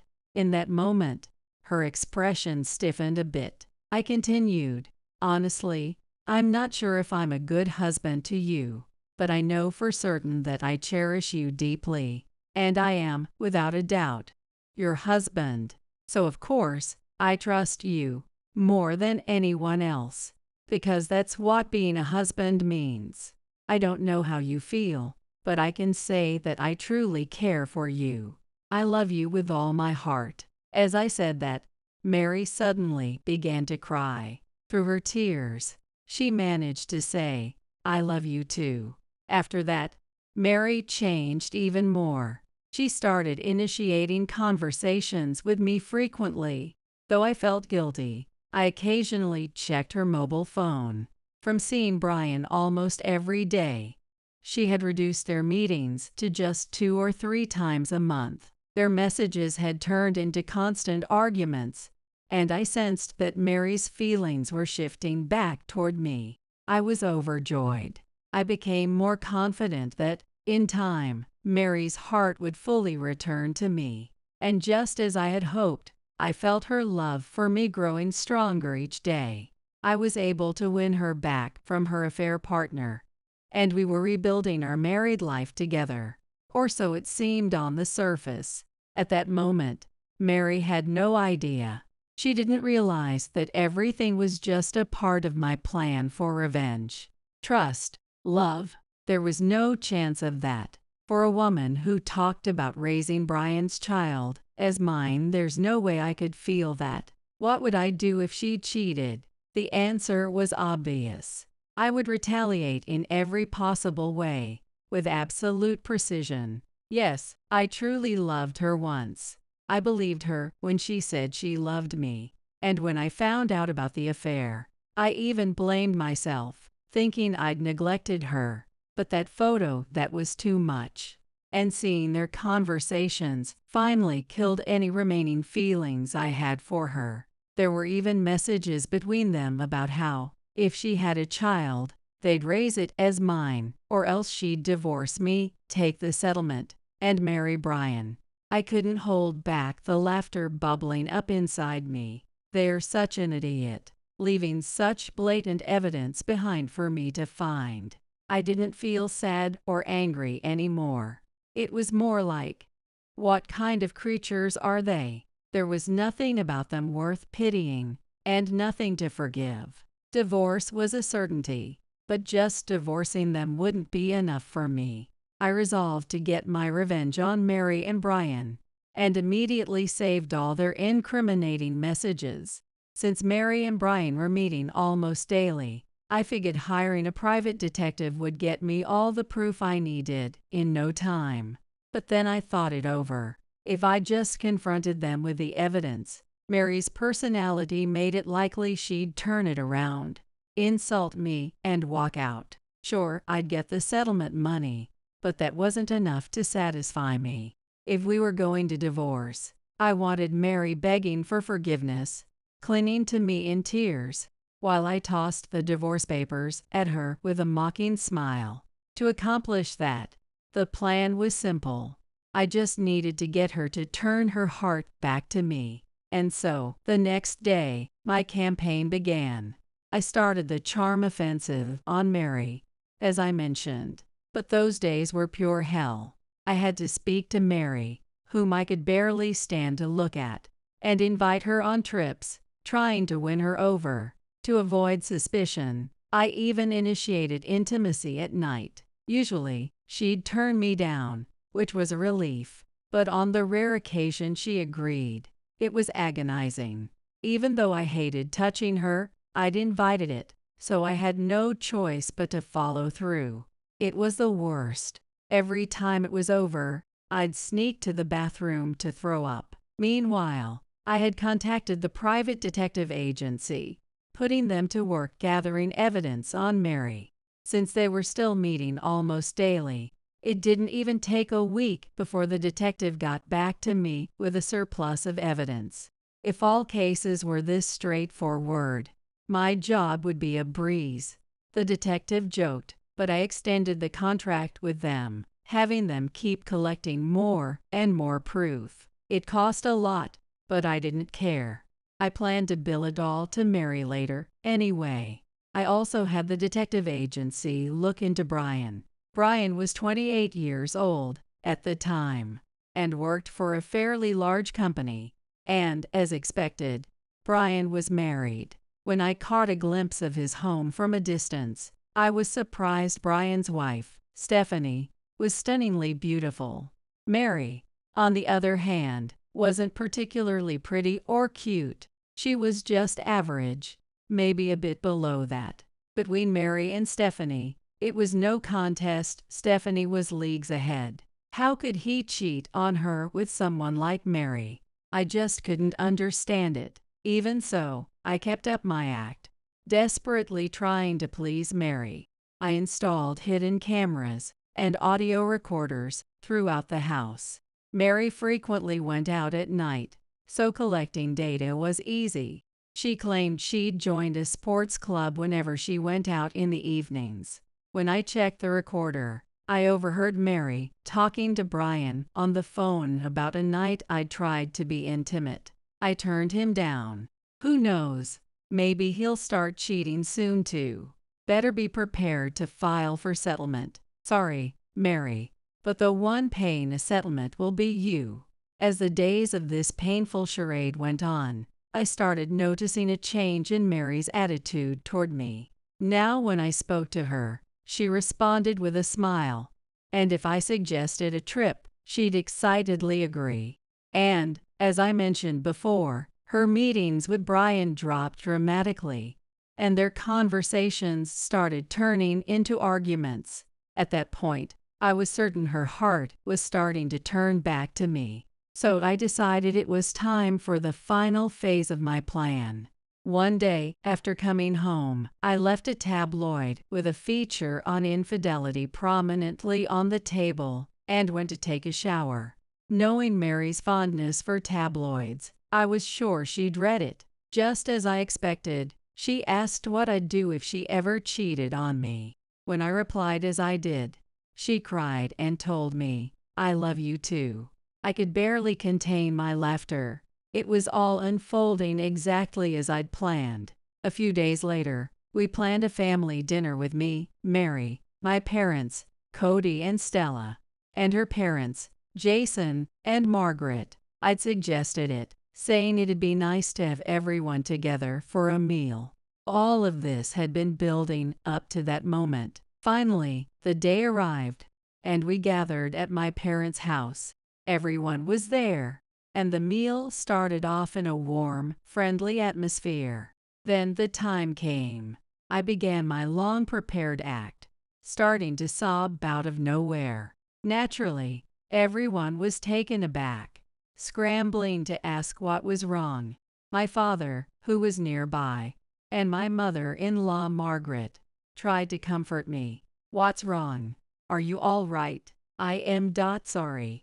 In my mind, it was a flawless performance, but realizing it might seem less convincing without actual tears, I excused myself to the bathroom. Just as I'd planned, I had a bottle of eye drops sticked in my pocket. After applying them, I returned, appearing as if I'd been full on crying to anyone looking. Seeing this, everyone around me grew even more frantic, visibly worried. Finally, I began to speak. "I'm sorry, I didn't mean to cause a scene." "That's fine, but what's going on?" my father asked. "It's just, I've had such a wonderful time having dinner with all of you, and thinking about it ending is just sad." "Ending? What do you mean?" "Dad, Mom, Jason, Margaret, I'm sorry, but I'm getting a divorce." Everyone was stunned, but the look on Mary's face was priceless. The shock hit everyone at once, and they crowded around me. Mary, in particular, looked utterly bewildered, her confusion growing by the second. Then I reached into my bag and pulled out an envelope. Inside were a few selected photographs. A while back, I started noticing something was off with Mary, but I wanted to trust her, so I decided to investigate, hoping it would ease my doubts. I felt guilty about it, but I looked into things. And this is what I found. I handed the photos over, and everyone's eyes immediately focused on them. In that moment, Mary froze. Not just Mary, everyone else in the room was frozen in shock. The photo was one of the clearest images captured by the detective, showing Mary and Brian together in a very compromising position outdoors. Out of all the evidence, I'd picked this shot specifically, the best one. With today's high-resolution cameras, both Mary and Brian's faces were crystal clear. Lost in the act, I covered my face, pretending to cry, desperately hiding my smile. Suddenly, Mary started screaming. At that moment, my father-in-law, Jason, snapped back to reality and erupted in rage. "Mary!" Jason's slap sent Mary sprawling, but he didn't stop there. He slapped her again and again. "How could you? How could you?" Meanwhile, her mother, Margaret, moved beside him, yelling, "What kind of daughter are you? What kind of daughter are you?" as she struck Mary's head repeatedly. Faced with this joint attack from her parents, Mary was utterly defenseless. Finally, my own parents came to their senses and tried to pull Mary's parents away. I, of course, kept up my sobbing act. Once everyone calmed down a bit, we began discussing what had happened. The room was thick with tension, with Mary and her parents in stunned silence, while my parents looked on with cold, unforgiving expressions. I even saw tears in my mother's eyes. "I'm sorry, Mom." But I continued without hesitation. Feeling I didn't need to pretend anymore, I dropped my act and let my face return to its natural, neutral expression. "Mary, care to explain what this is?" "No, you've got it all wrong." "Wrong? With photos this clear? What was she even saying? Explain what you mean by wrong." No, Mary was hysterical. unable to form any coherent answer. So I moved on to my next step. I stood up, holding my phone. I made a call. Is now a good time? Yes, I'll be there shortly, came the reply. The unexpected turn of events left everyone in the room stunned again. A few moments later, certain people arrived at my parents' house. It was Brian, his wife, and Brian's parents. Seeing them, my parents and Mary's family were once again left in shock. As soon as they entered the house, Brian's wife and his parents offered a deep apology. We're so sorry for the trouble my husband has caused you. No, it's not your fault. My husband's infidelity is my responsibility. Brian's parents then offered their own apology. I'm Brian's father, and I don't know how I can ever apologize enough. Please, you don't need to apologize. But Brian didn't apologize at all. In fact, he looked too stunned to speak. His face had gone completely pale. Seeing this, Brian's father erupted in anger. Apologize, he shouted, grabbing Brian by the head and forcing him to bow. With tears in his eyes and a trembling voice, Brian managed an apology.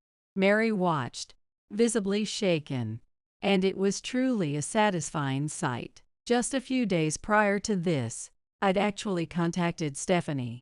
After showing her the evidence I'd gathered, I informed her about Brian's affair. She had broken down in tears. Apparently, she'd had no idea, as Brian had never shown any signs at home. Stephanie had waited for him each night, supportive and understanding, thinking he was simply busy with work. It was a heartbreaking story. While she waited for him, he was off with Mary.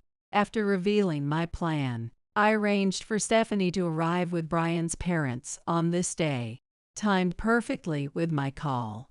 Having Brian present was essential for this moment, and so a full family council was called. Mary and Brian fumbled through their explanations, their words vague and evasive. Each had their father beside them, and every time they started saying something ridiculous, a slap would silence them. It took a while, but eventually, we pieced together the whole story. The two had met about 1.5 years ago when Brian approached Mary while she was out walking. At first, they met in secret, but once they realized that neither Stephanie nor I had any clue about the affair, they became bolder, seeing each other almost daily. When they finished their disjointed explanations, they started to deny having any romantic feelings for each other. So I played the recording I'd prepared. Brian, I love you. I don't care about my husband anymore. Mary, I love you more than my wife. Let's have a child together. Our child. Let's get married. These were the carefully chosen snippets of their voices I had saved. The moment Brian heard them, his face went from pale to green, and Mary let out a shrill scream. Simultaneously, both fathers started slapping them again. After letting them go at it for a while, we finally got down to business. Stephanie took the lead. She stood in front of Brian, glaring at him. I think it's clear now that we can't continue as a couple. Let's get a divorce. Wait a minute. Just nod and accept it. Brian's father slapped him again as he tried to protest. While things were getting heated over there, I turned to Mary to settle our own matter. All right, let's finish this too. What do you mean? We're getting divorced, obviously. No, anything but that. Are you serious? After all this, you can actually say that? Listen, I really love you. I truly do. There's no way I can believe that. It's true. I realize just how much you mean to me. Brian doesn't matter anymore. You're the only one I care about. Oh, so I didn't matter to you until now. No, I really do love you. Of course, nobody believed a word she said. I played along as if I didn't either. But deep down, I knew the truth. I knew her words were genuine. Yes, every painful moment I had endured, Every act of kindness I forced myself to show her had all led to this. Her heart was almost entirely back with me, but I pushed her away, throwing her love back at her, trampling it underfoot. I looked down on her, and I mean really looked down on her. Beneath me, Mary sobbed, clinging to my legs, begging for forgiveness. It was exhilarating. The bitterness in my heart dissolved. With my eyes closed, I felt like I could fly, a feeling of liberation and satisfaction washing over me. Eventually, Brian and his family left my house. They decided to continue discussing things at Brian's family home. They pleaded with me not to take things to court, and I agreed to let it go at that. Brian's side was mostly resolved, but the real issue was Mary. Honestly, I think Mary was on the verge of a breakdown. She collapsed, staring blankly, with tears streaming down her face, and whenever divorce was mentioned, she'd start screaming. I remember thinking, why is she acting like the victim here? Since Mary couldn't even speak sensibly, I turned to her parents. They were straightforward, similar to Brian's side.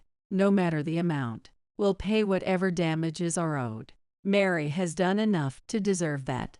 But please, we beg you, don't take this to court. As disappointing as she may be, she's still our daughter. To be honest, just seeing Mary's miserable state was enough for me, so as long as they covered the detective fees and attorney consultation costs, I was satisfied. Over the next few days, I went back and forth between their house, dealing with Mary's outbursts and her parents, until we finally got the agreement signed and the divorce papers filed. Soon after, the settlement money was transferred. But then, Mary began acting like a stalker. No matter how many times her parents took her back, she kept coming after me. It was exhausting, so I eventually quit my job and moved. A friend helped me secure a new job.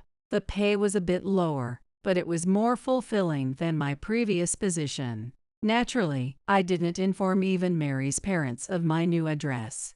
I canceled my mobile phone contract and only called my parents from a private number. And that brings me to where I am now. Looking back, my revenge on Mary ended up being far more effective than I anticipated. Mary's obsession forced me to move away, and her parents were left struggling as they kept her at their home. I do feel a bit sorry for them. I couldn't forgive Mary, but I held no grudge against her parents. Still, being free of Mary has given me a deep sense of satisfaction. As for Brian, he was swiftly divorced and, from what I hear, disowned by his family. Apparently, Stephanie is suing him for a substantial settlement. With those payments, Brian is now living a hard life each month. I heard all this from Stephanie. You see, she and I have started seeing each other occasionally. We're both in no rush for anything like marriage, but we're in a good place. Now I'm grateful Mary cheated. Otherwise, I'd have been stuck with her for life. Granted, I'm not without fault for neglecting her, which may have led her to cheat. But I still have no interest in being with someone capable of falling that low. If loneliness was Mary's issue, then perhaps this outcome is what's best for her too. It's all over now. Stephanie and I were free to live our lives as we choose. Can they just sleep on the floor since they're dirty? My son's wife, Linda, said this with an ugly laugh. Beside her, my son Michael also had a disdainful smile. You two can sit on top of some cardboard. Then, she pointed to a piece of cardboard carelessly placed nearby, as if she was dealing with something filthy. I felt a deep revulsion for them both, no matter that they were my own children. I couldn't tolerate it anymore. Estrangement. That word flashed through my mind. Shall we go home? My husband James said, turning around as if he had read my thoughts. Yes. I don't want to stay here any longer.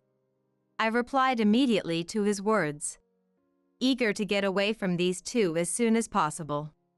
It seems we're not welcome, so we'll be leaving. And we'll be estranging ourselves from Michael and the others. That's totally fine with me. And with that, we left without even entering their house, without seeing our grandchildren's faces. A few hours later, while having coffee with James, we enjoyed a peaceful moment. Then, Michael called James's mobile phone. James glanced at Michael's name and chose to ignore the call. Watching this, I smiled, thinking Michael must be facing a hard time now. I am Mary, a 51-year-old working mother with a part-time job. I have a husband, James, and 2 sons. James and I met through our parents' introduction. I was drawn to James, who was kind and serious, and he liked my gentle nature, so we started dating immediately. A few years later, we got married. Soon after, we were pregnant with our first child, Michael. You've done well, Mary. Thank you so much, he said to me with tears in his eyes.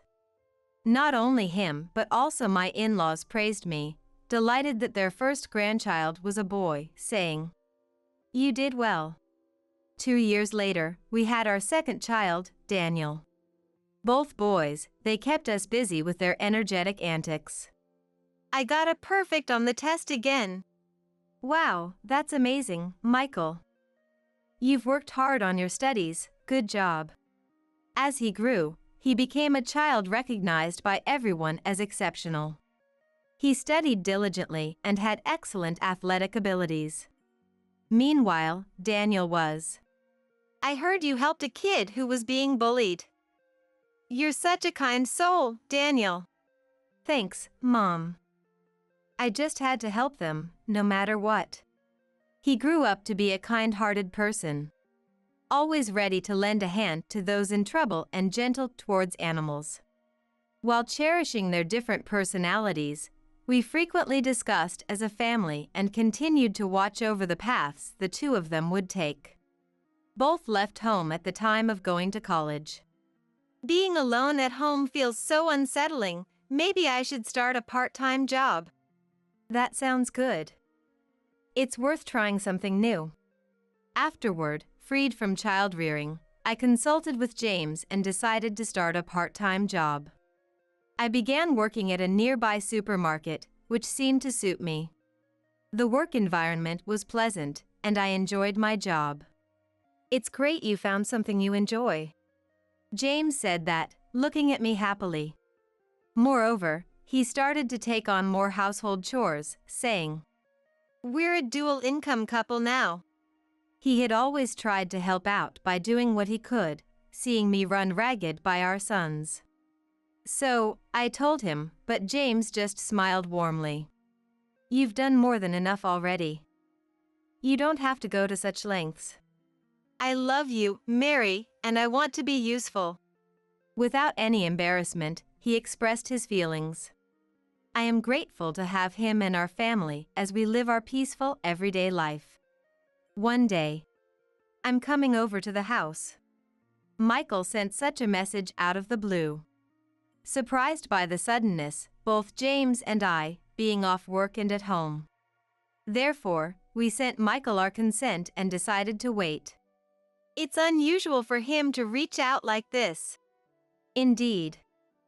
He didn't even show his face when Daniel was getting married. After leaving home, Michael rarely returned or even contacted us. At most, we informed him last year that Daniel was getting married, to which he just replied, "Understood," and didn't attend the wedding. Can't get in touch with Michael. Haven't you heard anything? No. I've only received understood message from him as well.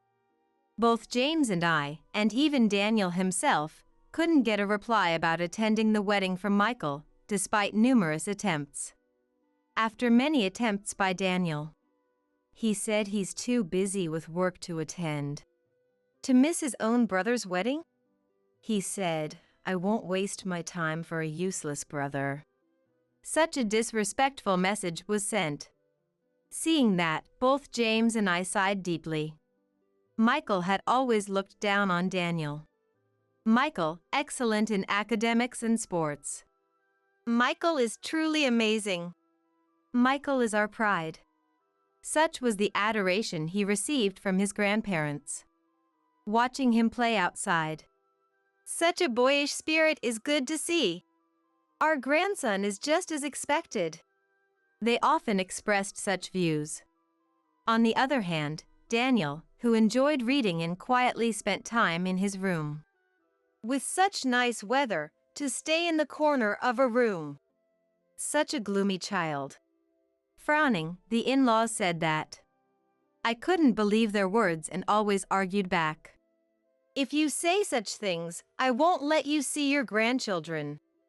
James was clear about it, and upon hearing that, the in-laws who wanted to see Michael quickly apologized. Michael was also fond of them, saying, I want to see Grandpa and Grandma. So we reluctantly let them meet. Daniel, on the other hand, was close to my parents. I love being in Grandpa's study and talking with them. My dad is also a reader, with lots of books in his study, and Daniel would scrutinize which book to read with sparkling eyes every time we visited. And he would happily share his thoughts with him. That's why Daniel preferred going to my parents' house over the in-laws. Are we going to Grandpa's house next time? Wonder which book I'll read. But I want to go to other grandparents' house. Last time we went to my parents' house because Michael insisted on it. This time, we're going to Mary's parents' house. Both of our parents' homes were within cycling distance, and we tried to visit them equally. Oh, did you go to grandparents' place? Yeah. I went to return a book. Michael seems to be at Grandpa's house too. As they grew up, both started to go on their own. Surely, the in-laws were spoiling Michael and bad-mouthing Daniel. Even if we tried to blame them, there was no proof. Did you go to your father's place again? No. I was at a friend's house near there. Michael also denied it, saying, I didn't go. I haven't seen the in-laws. However, he was undoubtedly influenced by the in-laws and developed a disdainful attitude towards Daniel. Every time he said something oppressive about Daniel, we scolded him, but it seemed futile. What's wrong? Remembering the past, I inadvertently sighed. James asked with concern. It's nothing. Just wondering what he wants. Hopefully, it's not trouble. He nodded at my words. And 4 hours after the scheduled time. He's here. You're quite late. You were probably just lazing around anyway. Unabashed, Michael entered the house. Following him was a woman. While we were puzzled by the sudden visit, the two quickly sat down on the living room sofa. Michael, who is this? My wife, Linda. We got married. The words uttered by Michael shocked us so much that we exclaimed loudly. Not we're getting married, but we got married as it was announced after the fact. Normally, you'd come before getting married. We were in a hurry. Apparently, Linda is pregnant. Now that they mention it, Linda's belly does seem large. So, she wasn't suffering from morning sickness, and we decided to have the wedding before it became noticeable. I understand the situation, but why didn't you tell us? And we weren't invited to the wedding. At our question, Michael sneered unpleasantly. We didn't want to invite such shabby people to our glamorous ceremony. We were stunned by his words. What did Michael just say? Shabby? Us? Exactly as Michael said, truly shabby indeed. Linda said, laughing mockingly as if to ridicule us. Feeling sickened by such behavior. Linda comes from a wealthy family. Her father is a CEO, and I work at his company. Her mother is from a noble family too, so they're in a different class than us. Michael said mockingly. I wonder why he looks down on his own upbringing so much. Then, what do you want by coming here? James asked with a cold voice. He must be angry at being ridiculed by them. I told you, Linda is pregnant. Unlike Daniel's wife who can't have children. Daniel's wife, Susan, has been his childhood friend who lived nearby. They started dating in high school and got married right after graduating from college. Susan apparently has a condition that makes it difficult for her to get pregnant. I'm fine with that. Susan is the only one for me. And having Daniel is more than enough for me. They had discussed this matter several times. It's Daniel and Susan's issue.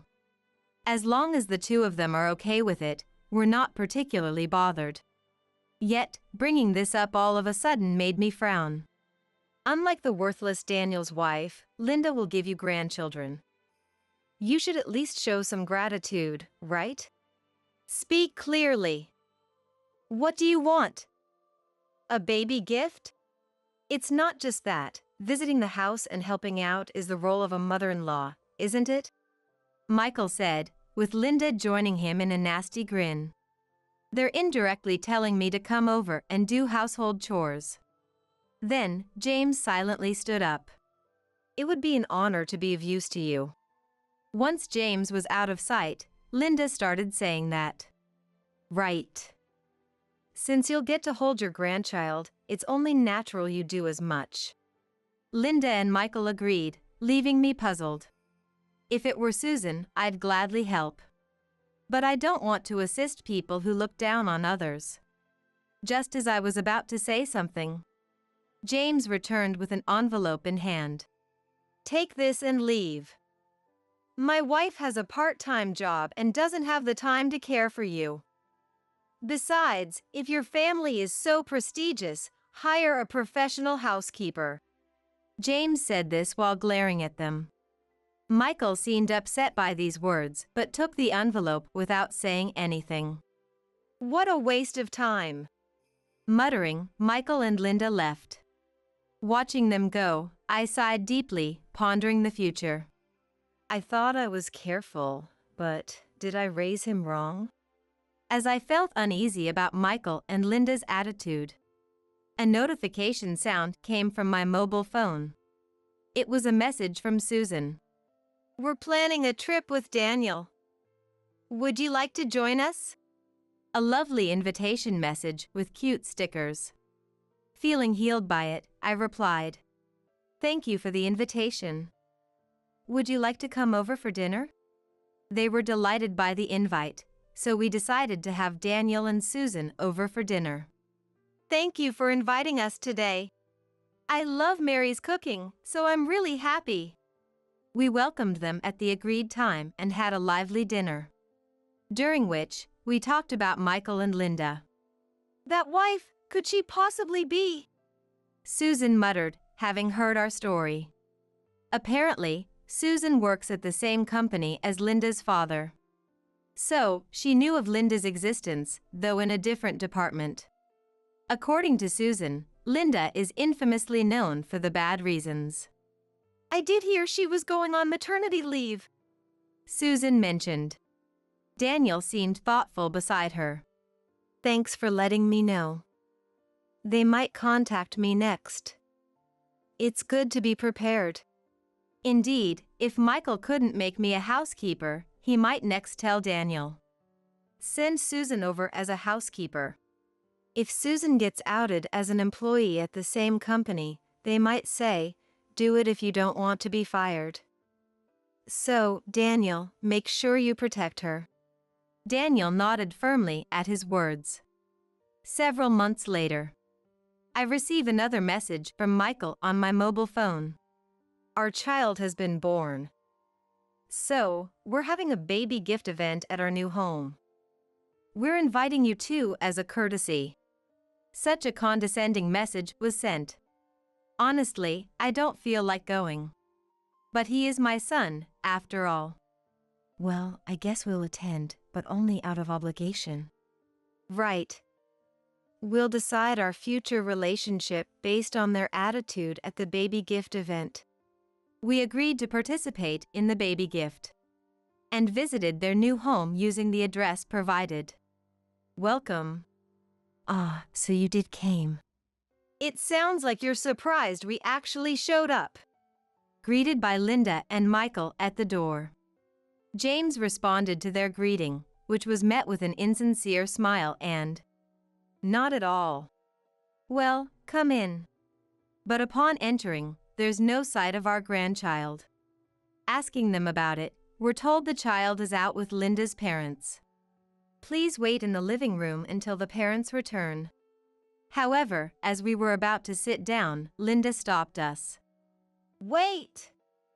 That's my parents' seat. Then where should we sit? Linda pointed to the floor in response to my question. Do you mind sitting on the floor since you're so dirty? She said this with a disgusting laugh, with Michael also smirking unpleasantly beside her. You two can sit on cardboard. Pointing to a carelessly placed piece of cardboard nearby. As if we were something dirty. Such behavior deeply disgusted me. As much as he is my own child. I can no longer tolerate it. Disownment. That word crossed my mind. Should we leave? James, sensing my thoughts, turned to me and suggested. Yes. I don't want to stay here any longer. I immediately agreed with his words. Because I wanted to get away from these two as soon as possible. Since we're obviously not welcome, we'll leave. And we'll be disowning both of you. That's totally fine with me. And so, we left without even entering their house, without seeing our grandchild's face. Once home, I blocked Michael's contact. Immediately, I called Daniel and told him about what had happened. Daniel and his family were also invited to the same baby gift event. I thought I'd warn them before they arrived at the new home. Got it. Thanks for letting me know. He responded coldly and hung up. Daniel resembles me in appearance, but his demeanor is all James. Normally calm, he treasures Susan deeply. But once he gets angry, he's uncontrollable. Michael had once angered Daniel and suffered terribly because of it. Forgetting that, he's probably getting ahead of himself. Let's have some coffee, shall we? Sure, I'd like that. Several hours later, James and I spent a leisurely time drinking coffee. Then, Michael calls James's mobile phone. James looks at Michael's name briefly before deciding to ignore it. Watching him. I can't help but think Michael is probably facing a tough time right now, and I smiled at the thought. Hey, where are we going for our next trip? Let's go somewhere famous this time. James responds with a smile to my question. And time flows by leisurely. Then, I get a message from Susan. What's up? It's from Susan. She's asking if she can come over now. Is that okay? Of course, let her. After giving our consent, Daniel and Susan arrive a few minutes later, both grinning broadly. You two seem very cheerful. Looks like you've had quite the rampage. Yes. Oh, I recorded it, so you must watch. Responding to our words, Susan shows us the video on her mobile phone with a smile. The recording starts with Daniel ringing the doorbell. The door's unlocked, just come in. Hearing that, Daniel and Susan enter the house. Reaching the living room. Wait, aren't you the famous novelist? A man and woman, presumably Linda and her parents, looked at Daniel's face in surprise. Daniel, a book lover, had become a novelist. His work won a Newcomers Award, and there were talks of media adaptations. He had appeared on TV due to this. The other family must have recognized him from TV. Seeing such a person suddenly show up seemed to shock them. What? Daniel is the novelist everyone's talking about? Not only Linda and her parents were surprised, But Michael, his brother, was too. Michael and Daniel hadn't seen each other in years. For Michael, Daniel was still the same as in his memories, and even seeing his changed appearance on TV didn't ring a bell. Since he only published under a pen name, they didn't realize it was him until they met in person. I'm a fan of yours, Linda said with a beaming smile. Linda's parents, Brian and Karen, also expressed their joy. We're delighted to have such a popular novelist in the family. What? Become family with someone who ridicules their parents? I don't think so, Daniel told them with a very nice smile. Suddenly, the other family froze. Then, it was Daniel's turn. I know what you said about our parents. You made quite a mockery of them. His words caused Linda's parents to frown. Unaware, Michael muttered back. So you admit you're really shabby? What's so shabby? Are you saying your family is superior? He coldly countered. Even through the video, Michael's discomfort under Daniel's intense gaze was palpable, and he averted his eyes. Dad and Mom loved us equally, recognized our individuality, and supported us. Yet, you always been complaining. That's spoiled rotten by grandparents who indulged his every whim. Daniel didn't let Michael get a word in, continuing to speak. Our reprimands, thinking of Michael, spoken behind our backs. Supporting Michael's desired university and arranging tutorials as he wished. We didn't make him struggle for tuition and gave him plenty of pocket money. Realizing how much we were watched over moved me. You acted as if it was all due to you, but it wasn't. Our parents helped Michael out of genuine love. I can't understand Michael's disdain for them. Daniel spoke non-stop. Michael was left speechless by his words. Then, he turned his gaze to Linda's parents, continuing. And you? What kind of upbringing have you given your daughter? Mocking someone's parents, not inviting them to the wedding, only announcing a pregnancy, and then demanding money and care. Michael and Linda looked troubled by these words. Before they could say anything, Brian spoke up. Michael, I was told by you that my parents are bad influences on their children and didn't pay for education. It seems Linda's parents were told by Michael that they only exploit me and have never done anything parental. That's why he always stayed with his grandparents. Not inviting them to the wedding was also because they might cause trouble and inconvenience others. Hearing Michael's explanation, Daniel deeply sighed. Still painting the parents as the villains, huh? What exactly have those two exploited from you, Michael? The reason you went to Grandpa and Grandma's was because they spoiled him and gave him allowance, Daniel said, causing Linda's parents to exchange looks. If you've read my novel, you'd know who's more credible, right? It's about my gratitude towards my parents and overcoming the mockery from my grandparents. Linda's parents nod at Daniel's words. Beside them, Linda makes a puzzled face. Really? Just from that, it's clear Linda hasn't read Daniel's book. How you can that you're my fan who even haven't read my book? He murmurs, sighing again. Then, he turns to us, or rather, to Susan, who is recording. Let's go. Staying here any longer is pointless. Yes, let's. The video ends there. Daniel, well said. You're my pride, James says after watching, and Daniel smiles happily. Immediately after finishing the video, loud noises came from the entrance. Why are you ignoring my calls? What have you done? Michael and Linda enter, yelling. Ah, that's right, I had given Michael a spare key. They must have used it to get in. What do you want? Daniel frowns at the noisy pair. Ignoring them. Susan, would you like a refill on your coffee? Oh, no, thank you, don't bother. Don't be shy. James and I ignore the two, surprising Daniel and Susan.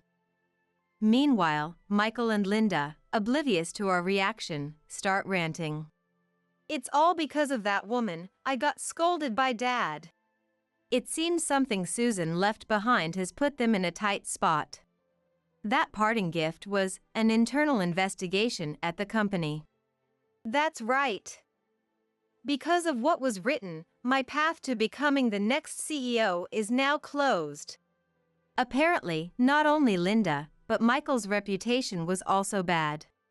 Initially, Michael worked diligently, but after marrying Linda, he became arrogant, claiming, I'm the next CEO.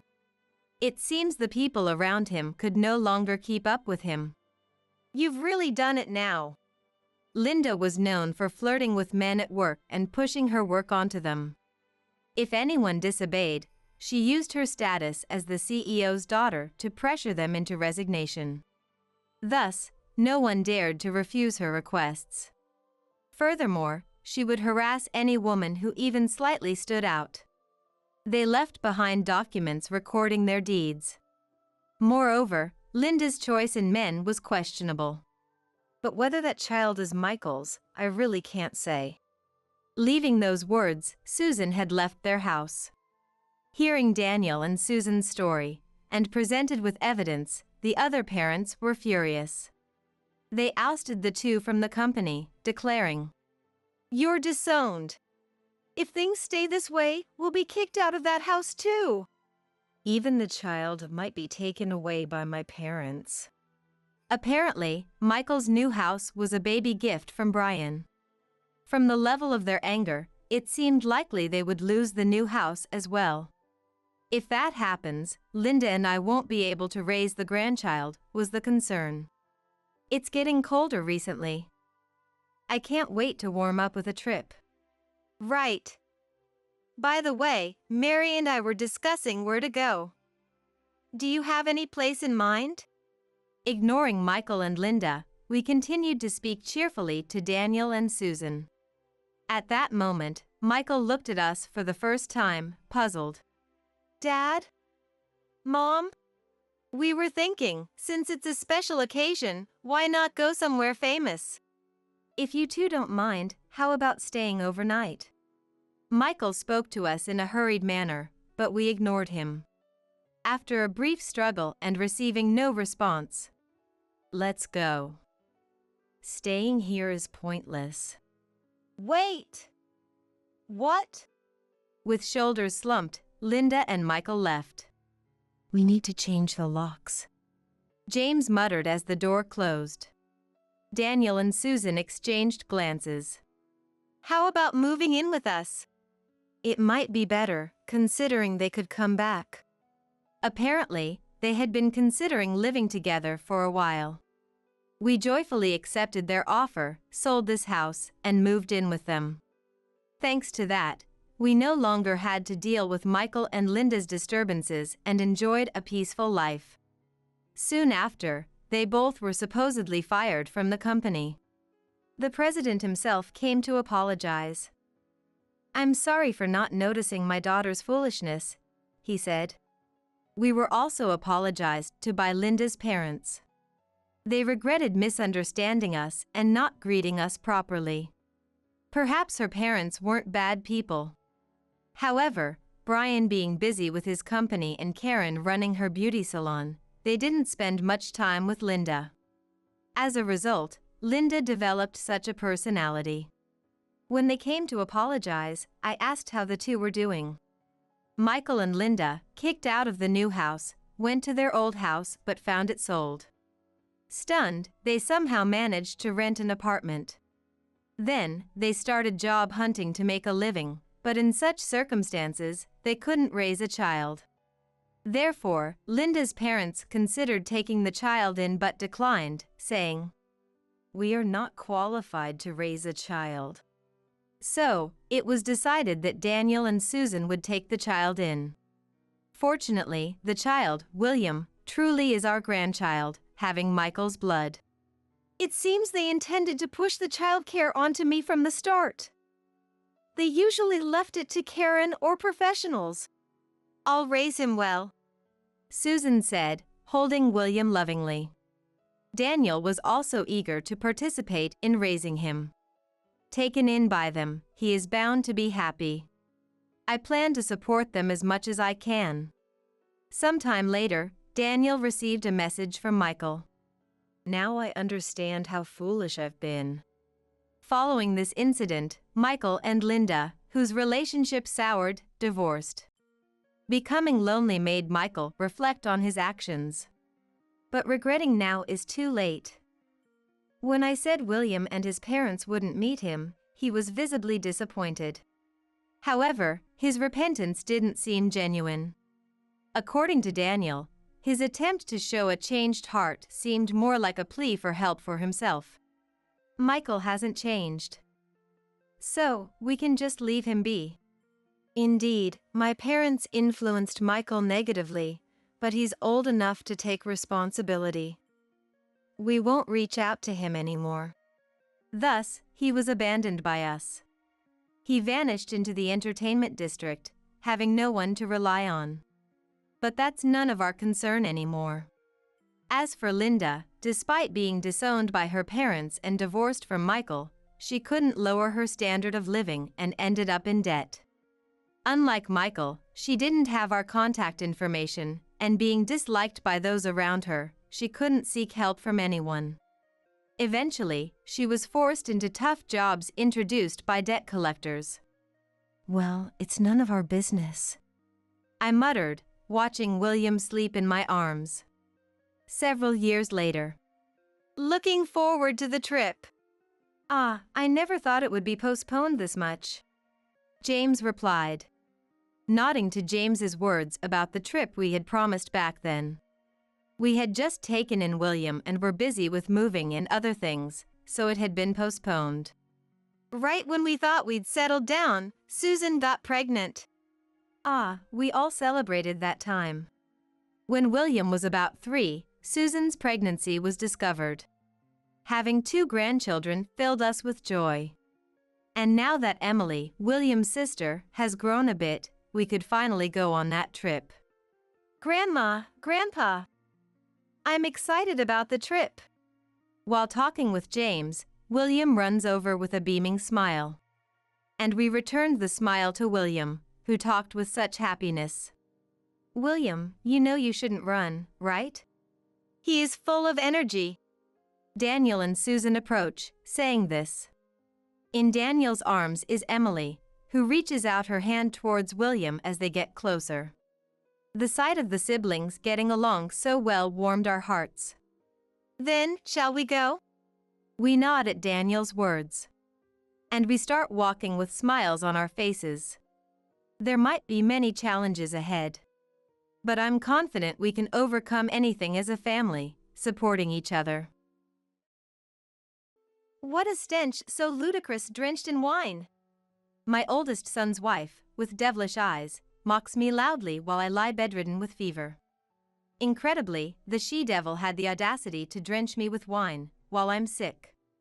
In my days, her cruel actions and words pierced my heart. We're heading back to our own place soon, so make sure you clean up before we get back. Don't leave a speck of dust. Her arrogant comment made me want to suspect if she was possessed by a devil. But this attitude of hers isn't anything new. Since we started living together, she has always made me feel like an outsider, always playing mean tricks on me. Wow, that's lame, Catherine. You're so mean. Even my eldest son, joining in on his wife's behavior, claps his hands and bursts into laughter behind her. I wonder how he grew up to be like this. That's fine, I'm not bothered by this. So, what about it? You'll clean up, right? Not like you have any other choice. She looks down at me with a smirk. Throughout this, she continues to taunt me with phrases like, How filthy. Yes. I'll clean up. Unable to speak up, I reluctantly answered, biting my lips. Then I'll leave it to you. If it's not clean, I'm not responsible for what happens to this house. I understand. I was unable to talk back because of my fever, and I grudgingly replied as she wished. But my blood was boiling with anger. I was no longer able to forgive my eldest son and his wife. My name is Mary. I'm a 71-year-old homemaker. My husband Bob is a farmer. He's a bit of a stickler and not much of a talker, but I know he loves his family deeply, and I believe we've built a good relationship over the years as a married couple. Thanks to that, as a full-time housewife, I lead a peaceful life at home. Is what I wish I could say, but I live with my eldest son and his wife.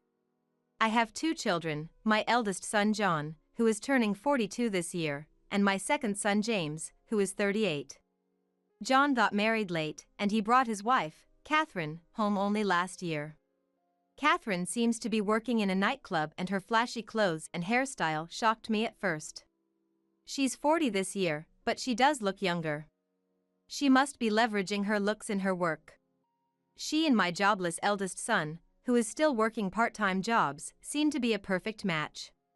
My second son, on the other hand, is still single and works as an office worker. Unlike John, who has an attitude, James is a gentle and kind child. I sometimes worry that he might not be popular with girls because he's too kind, but that's also one of James's charms, so I want him to stay that way. Being blessed with 2 children, I wish I could say that my life was smooth sailing, but my peaceful life is now threatened by my eldest son and his wife. All this started from the moment I met my eldest son's wife. 1 year ago, Catherine, my eldest son's wife, came to our house for the first time. At that time, my husband was out at a gathering with neighboring farmers, and I was alone at home. To begin with, John hadn't said anything about getting married, so I was surprised when he suddenly said, I'm bringing my girlfriend home today. Furthermore, when I asked for more details, Catherine was not just a girlfriend but someone he had already married a month ago. I was dumbfounded and scolded my eldest son, who had registered their marriage without even telling me about it. You should have at least brought her to greet us before getting married, right? Have you even met her parents? When did all this even happen? Oh, give me a break. I'm not a kid. I don't need to consult my parents for everything. Stop nagging me. Looking at my eldest son's condescending attitude, as if he was belittling me, I wondered where I had gone wrong raising him. As for parenting, I've done about the same for both John and James, so it's surprising that they turned out to have such different personalities. Anyway, please get your life sorted here on out. Now, I don't even know how to greet your wife's parents. Yeah. I was slightly annoyed at the nonchalant tone in his response, as if he wasn't taking me seriously at all. But I swallowed my anger, knowing that it would get us nowhere if we kept arguing. As planned, John's wife came to our house later, immediately shouting, Wow, this house is so cramped. Indeed, our house is not spacious. We bought this second-hand house 35 years ago, did some interior remodeling and started living here. All our friends were building new houses, so ours looked quite dated compared to others, and the old-fashioned architecture was quite apparent. But I loved our house. Thanks to my husband's hard work, we were able to buy a house that, while not our dream home, was cozy enough. We made adjustments when remodeling, while taking in our layout into consideration. Thanks to this, we have a space that is perfect for our lifestyle. John's wife mocked our house the moment she stepped her foot in here. And I just couldn't believe how she had the nerve to say such a thing. Dirty, is all she says. John, who lived with us in this house up until 15 years ago, joined in her laughter. He's renting an apartment and living there now, but doesn't he have fond memories of this house too? This was surprise to me. But I guess it's fitting for an old lady like you. She just met me for the first time, but glared at me and made snide remarks. I was flabbergasted. Not only did she mock our house, but she even had the audacity to speak ill of her mother-in-law. I'm sorry, our house is so small. As you can imagine, the time after that was hell. I was so shocked by the words from John's wife that I was barely able to serve tea or sweets, and the couple just stared at me in disbelief. Hey, at least be prepared to welcome us. Poor Catherine, you gotta welcome her with love. Spilling tea, are you a newbie waitress or something? LOL. I endured the scene by plugging my ears to block Catherine's laughter. I'm sorry. I don't want this daughter-in-law to ever set foot in our house again. I prayed for him to never bring her over again. However, my prayer was never heard, and about half a year ago, John called me. It was bad news. Starting next week, Catherine and I will be living with you, okay? Live together? Why? Why not? There's no mortgage payment left for your house anymore, right? So it doesn't matter if one or two more people move in. You're not losing anything. I couldn't comprehend what John was saying. I was totally against living together with them. People always talk about mother-in-law and daughter-in-law issues, and I bet John's wife would hate to live together, too. Above all, I didn't think I could live a normal life with my John's wife. I don't want you guys to move in here. I don't want any problems anyway. And first of all, has Catherine agreed to this? Catherine says she's fine with it. I just got an okay from her yesterday. So, we'll be moving in next week. Wait, just a minute. The call ended before I could reply. From next week, John and his wife are moving in here? I shivered at the thought. That night, I decided to discuss it with my husband. I don't see a problem with it. Excuse me? I'm fine as long as Catherine is fine with it. They can help with living expenses after all. I doubt that, though. My husband, oblivious to Catherine's personality, was down to have them live with us. Our daughter-in-law herself said she's fine with it. So I understand why my husband isn't opposed to all this. But the problem is that our daughter-in-law can be a rather insensitive individual. If my husband is fine with it, then I guess it can't be helped. It's our son's request after all, I couldn't quite turn him away. So I told him that we agreed on letting him and his wife move in here. But in return, you must contribute to our household expenses. Got it? Yeah, I know. His nonchalant response made me wonder if this was going to be okay, but he's already in his 40s. I shouldn't have trouble having him pay for our expenses. And so, half a year ago, my eldest son and his wife moved in with us. At first, contrary to my fears, both of them were quiet and kept to themselves. I was fed up with how they barely helped around the house, but seeing my son go to work during the day and his wife doing the same at night, I refrained from meddling. However, both my son and his wife were living on opposite schedules, and I wondered how they managed to keep their marriage going. But it wasn't my place to pry into their business. While they stayed with us, the couple hardly ever talked to my husband. Given their work schedules and lifestyle differences, it was somewhat understandable, and my husband never took the initiative to strike up a conversation either. And like that, the first month passed without any major issues. It was around this time that I approached my son about our living expenses. Living expenses? You can't seriously think I have that kind of money. What? What he said was different from what we had agreed on before, so I was taken aback. Why should Catherine and I have to pay you? We don't have a mortgage to pay off, so don't be so stingy. With that, he left for his part-time job. Oh God. Even though I had my doubts about living together, I reluctantly agreed, only under the condition that they would help with our living expenses. Not contributing even a cent is unacceptable. I told the same thing to Catherine, but her response was, "Huh? Get the money from John." She didn't take me seriously either. I finally realized that I had been played by my son and his wife. From there, things only got worse.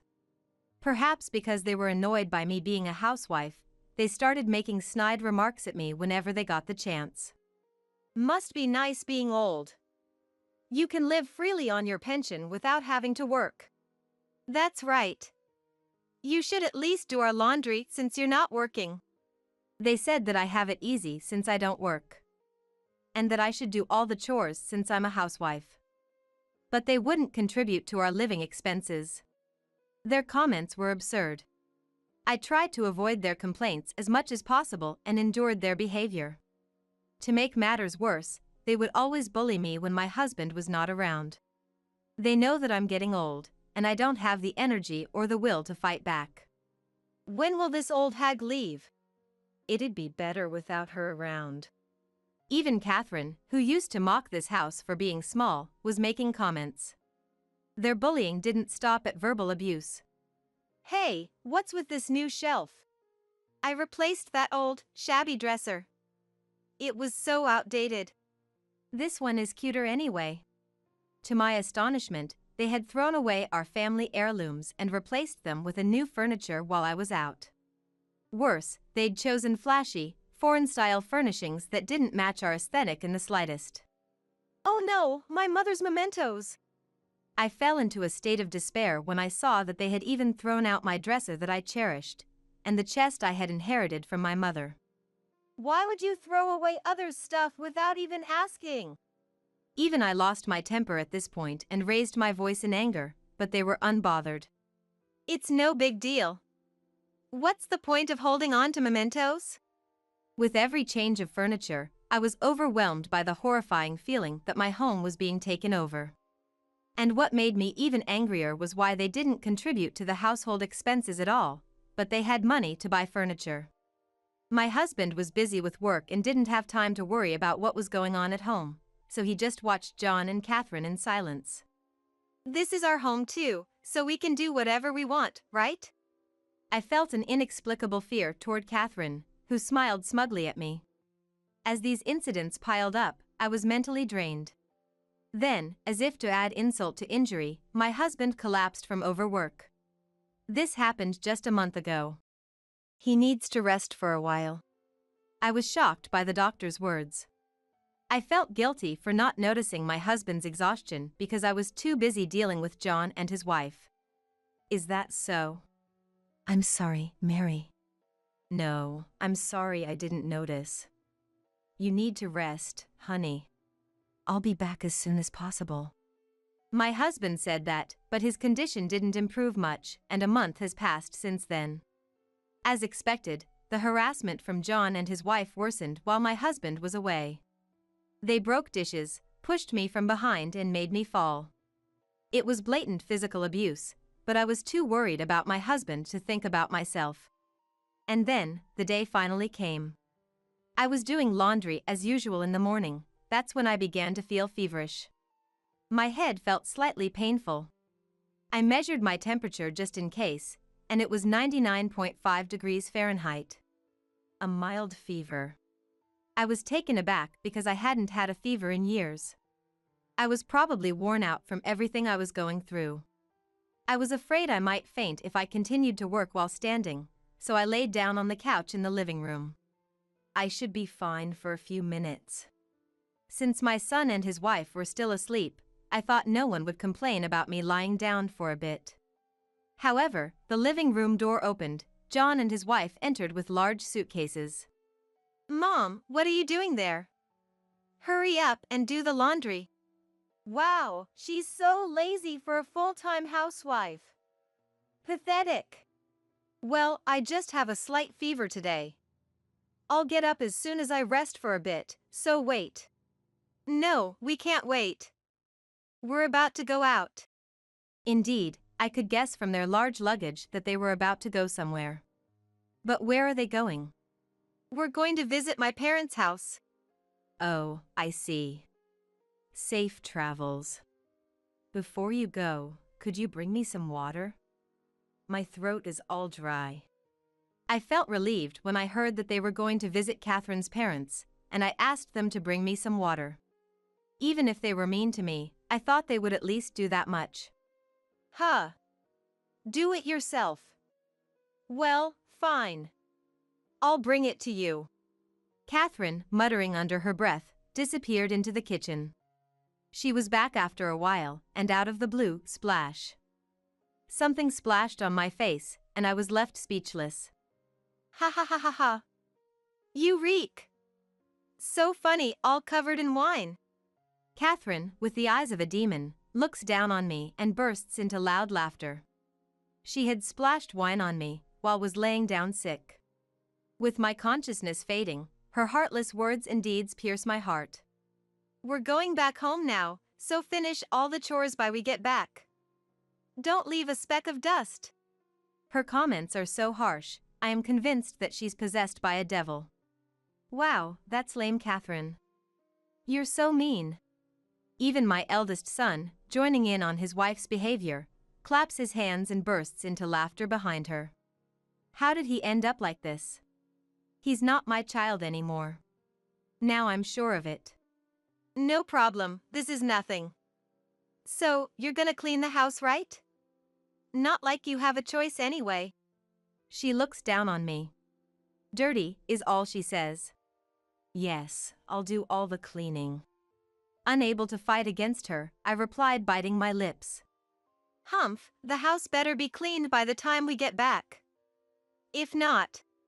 Okay. I was down with fever, so I reluctantly agreed to her. But deep down, my blood was boiling with anger.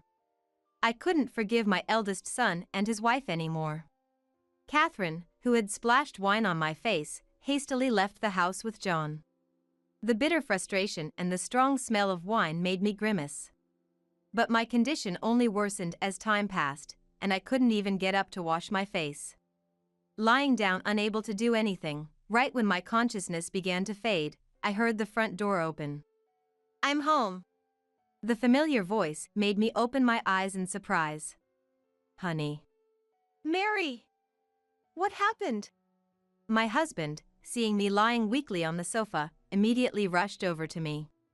What's this smell? Did something happen? Catherine and John did this to me. Upon seeing my beloved husband's face suddenly, I couldn't contain my emotions, and I confessed everything that the two had been doing to me. It had been a while since the last time I saw my husband. In the middle of it all, I couldn't hold back my tears and started crying like a child. I see. I'm sorry, I never noticed. No, I'm sorry for not telling you properly. But why did you come back?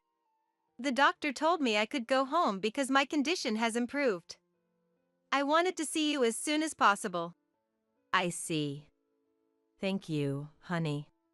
After that, my husband gently wiped my wine-soaked face with a damp towel and carried me to the bed. He tucked me under a warm blanket and even prepared a light meal and drink that was easy on my stomach, which brought tears to my eyes. I can't stand it anymore. Although they are our son and his wife, I can't tolerate them anymore.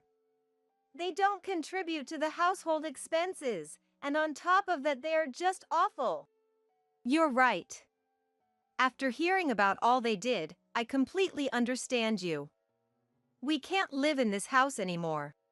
My husband and I were enraged. We contemplated on how to fight back against John and his wife. Ideally, we'd like to kick them out of this house, but they wouldn't leave just because we asked them to. So we had no other choice but to take a different approach. To put it blunt, our plan was a forceful operation. It was something we had been slowly putting into action. Finally, the time had come for us to execute it. Surely, it would be a very effective strategy against them, who had constantly ridiculed me and my home. I met my husband's eyes and nodded. It's showtime. Over the course of several weeks, we carried out our plan, and things had finally settled. One day, we were relaxing on our living room sofa when my phone rang. It was from John, I chuckled. Finally, the moment had come. Swallowing hard, I answered the phone, trying to calm my pounding heart. Hey, you old hag, what the hell is going on here? Startled by the sudden barrage of abuse from the other end of the phone, I instinctively pulled the phone away from my ear. Well, what's the matter? Aren't you at Catherine's parents' place? We just got back home. But why is our house gone? John's frantic voice was so funny to me, I struggled to hold back my laughter. Well, you remember how Catherine told me to have the house cleaned by the time you guys got back? So we did. We cleaned the whole house. Not a speck of dust left, right? Yes, I took Catherine's word and used it against them. Sold the house and moved out, leaving nothing behind. It was something we had been considering ever since my husband collapsed from fatigue. We were getting older. Farming is labor demanding. We considered giving it up and living out our retirement years in peace. I thought my workaholic husband would oppose to the idea, but he was so affected by his collapse that he readily agreed to my suggestion. We always had inquiries about having our land for sale, so we were able to sell it with no problem. Things moved quickly after that, and before we knew it, our house was completely gone. We loved our previous house, but it was much easier for us to sell it off than plan about who to pass it down to. We moved to a rental apartment in the neighboring state. We thought it would be hard to take out a mortgage for a house at our age, so we agreed that a rental would be fine. And now, I'm on the phone with John from our new home. What the hell did you do? Do you think you can get away with this? What are we supposed to do now? Hearing the yelling from the other end of the line, I couldn't help but sigh. What the hell did I do? You guys are the ones who ruined everything for us. What are you saying? Barging into someone else's home and making a mess, not contributing to the household expenses, bullying an old woman like me, was it fun? Call me every name under the sun, I don't care. Damn it! John grunted in anger, and I couldn't help but chuckle. They probably never imagined for the house to be gone. Just the thought of them standing in front of an empty lot dumbfounded was cracking me up. Mom! What the hell did you do? John passed his phone to his wife. I remembered her smug smile when she poured wine on me, and felt nauseous. It's my house and I'll do as I please. It's none of your business. It totally is my business. We lived here too. It's our home as well. Huh? Our home? You never helped around the house, or paid any bills. How dare you claim it as your place? Besides, I know something about you, Catherine. What? You quit your job quite a while ago, didn't you? Or were you fired? Either way, it doesn't really matter. Yet you leave home every night you saying you're heading to work. What have you been doing exactly? You're cheating, aren't you?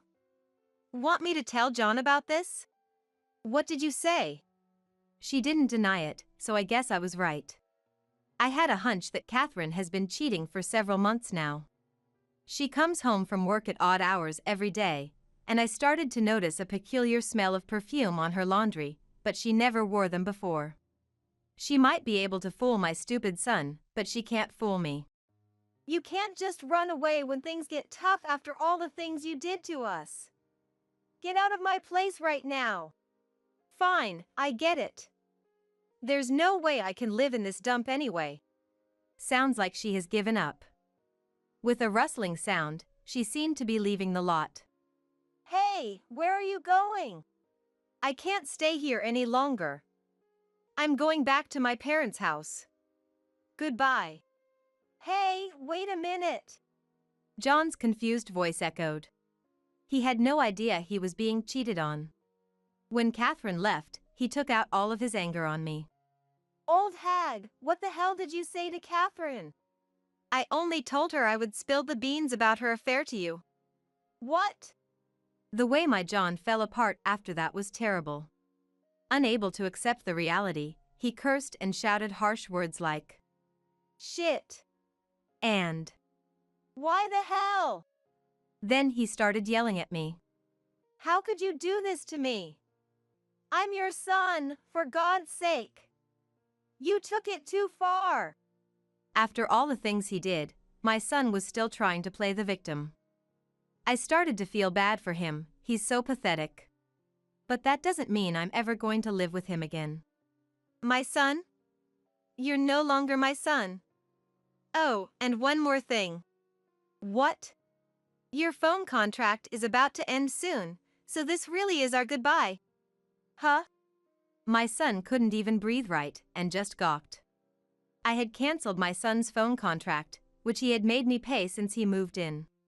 The contract ends this month, but today's already the last day of the month. From tomorrow, my son's phone will be useless. Now I can finally cut ties with you. Goodbye. Hey. Without waiting for a reply, I hung up the phone. I felt all the energy drain out of me in an instant, and I slumped onto the sofa. My husband said, "Good job," and brought me a warm cup of tea. Finally, I can sever ties with my eldest son. Just thinking about it seemed to heal all the hardships I had gone through. A week later, our intercom rang. I went up to check the intercom screen and saw my second son. The screen lets us see who's at the door without even leaving the comfort of our living room. Hey, Mom, it's been a while. Well, if it isn't James. So nice of you to visit us. Come in. As I reached to press the open button for the door, a gruff voice suddenly commanded, Move it. Finally found you, old hag. Open up now. To my surprise, John popped up, even though we never gave him our address. I wondered if he hired a detective or something. Open up? I bet you're just here to try and steal some money. Just leave right now. Ha, keep talking like that and you'll see what will happen to this guy. John took out a blade that looked like a knife from his pocket. The sight made me shriek in fright, but I was more worried about James being in danger. I needed to do something quickly. Bro, what are you doing? You've been looking down on me. An office worker, you said. You make me sick. Bro, aren't you ashamed of yourself? Leeching off of Mom and Dad's money, living like a parasite. You son of a... Oh no, James is in trouble. Just when I blanked out in fear, I heard the blaring sirens of a police car, followed by the sound of heavy boots approaching. We're arresting you for attempted murder. Come with us. Hey, wait, what the hell? Through the screen, I saw John get taken down by the police, with his knife still in his hands. That's as far as I saw. I'm guessing that the neighbors called the cops after hearing the commotion at our place. According to James, his brother had a crazed look in his eyes, barely recognizable as his brother he once knew. Mom, sorry it's late, but I'm getting married. Oh, really? Congratulations. Thank you. Receiving such joyous news from James, my husband and I were overwhelmed with happiness, and we celebrated the occasion by having a feast with him. I am more than satisfied with just this child. Our eldest son can live his own separate life. My husband also seemed relieved that we were finally free of him. After that, John was taken by the police, and it was discovered that he had committed other crimes like theft and intimidation. The duration of his imprisonment is yet to be decided. Of course, he lost his part-time job. I felt profound sadness, wondering where I went wrong in raising a child who would resort to such crimes.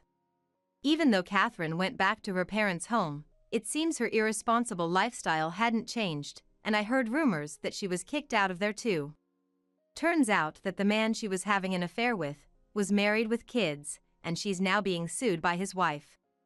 It's a disaster for her, but it's karma. Of course, John and Catherine had gotten divorced. I have stopped thinking about John, and I'm moving on, heading towards a new future in our new home. Mom, this is Rachel. She works as a pharmacist at a pharmacy near my workplace. Hello, mother-in-law. Nice to meet you. Rachel, nice to meet you too. The fiancé James brought home, Rachel, was a 32-year-old woman, polite, intelligent and instantly likable. It's going to get busy, isn't it? But I'm looking forward to it. James, Rachel, my husband and I all had dinner together, sharing laughter. One day, we'll gather around the table together again with our grandchild. Just imagining it was a beautiful scene. My daughter Emma was getting married, and we were off to a family meeting. When we entered the designated room, Phil Henry and Mil Lauren were already seated. They looked like they were in the middle of a conversation, smirking unpleasantly. Looking at the table, I noticed that only 3 settings were prepared on our side. I realized this was their sly way of harassing us. Please, take a seat. Oh, just the two of you? We're a single mother household, I replied, lifting the corners of my eyes, trying to stay calm. But Lauren let out a mocking laugh. Oh, that's right. Maybe you should take this in a food storage container? Single mothers are poor, right? Lauren covered her mouth, trying to suppress her laughter. Despite her harsh words, I kept my expression unchanged. Seeing enough, Emma tapped my shoulder. That's awful. Mom, let's go. Why leave? If it means you, who've sacrificed everything for me, have to suffer, I'd rather not get married. Touched by Emma's kindness, I smiled. It's okay. Just wait a bit. Then, an employee came from behind with a food storage container. Here, please take this home, he offered to Lauren. Henry and Lauren were taken aback, stunned. If being poor is about low income, please, take it. Huh? My name is Rachel. In my 50s, I feel like I've reached the midpoint of my life, living in a slightly spacious single-family home with my daughter, Emma. When Emma is at school, I sometimes feel a pang of loneliness in the quiet of our living room.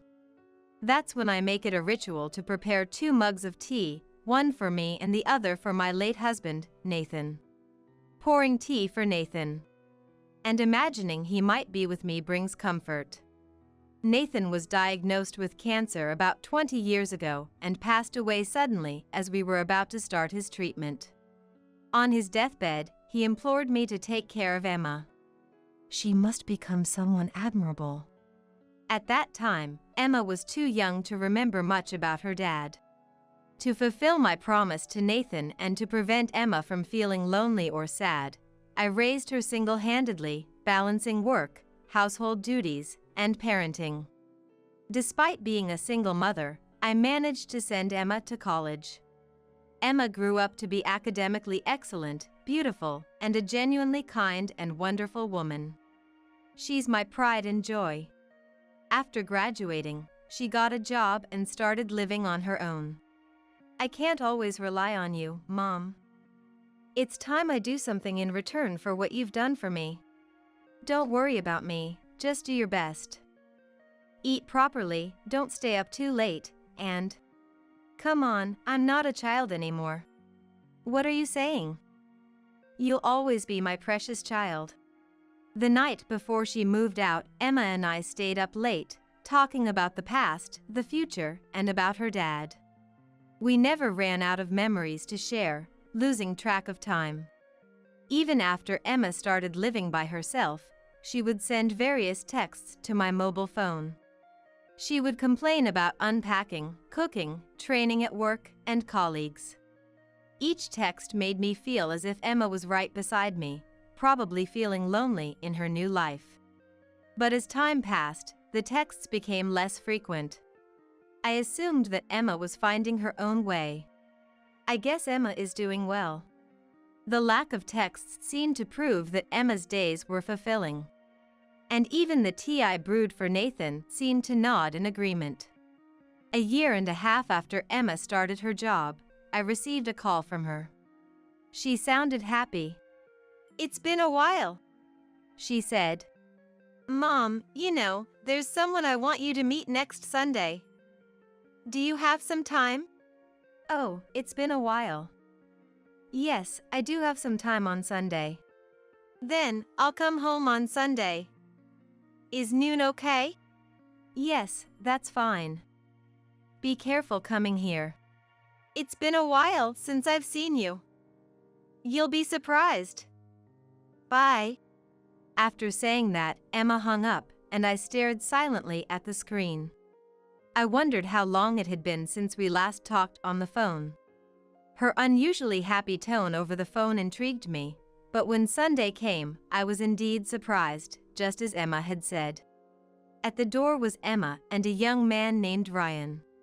Ryan was not dressed casually, but in a casual suit, looking slightly nervous.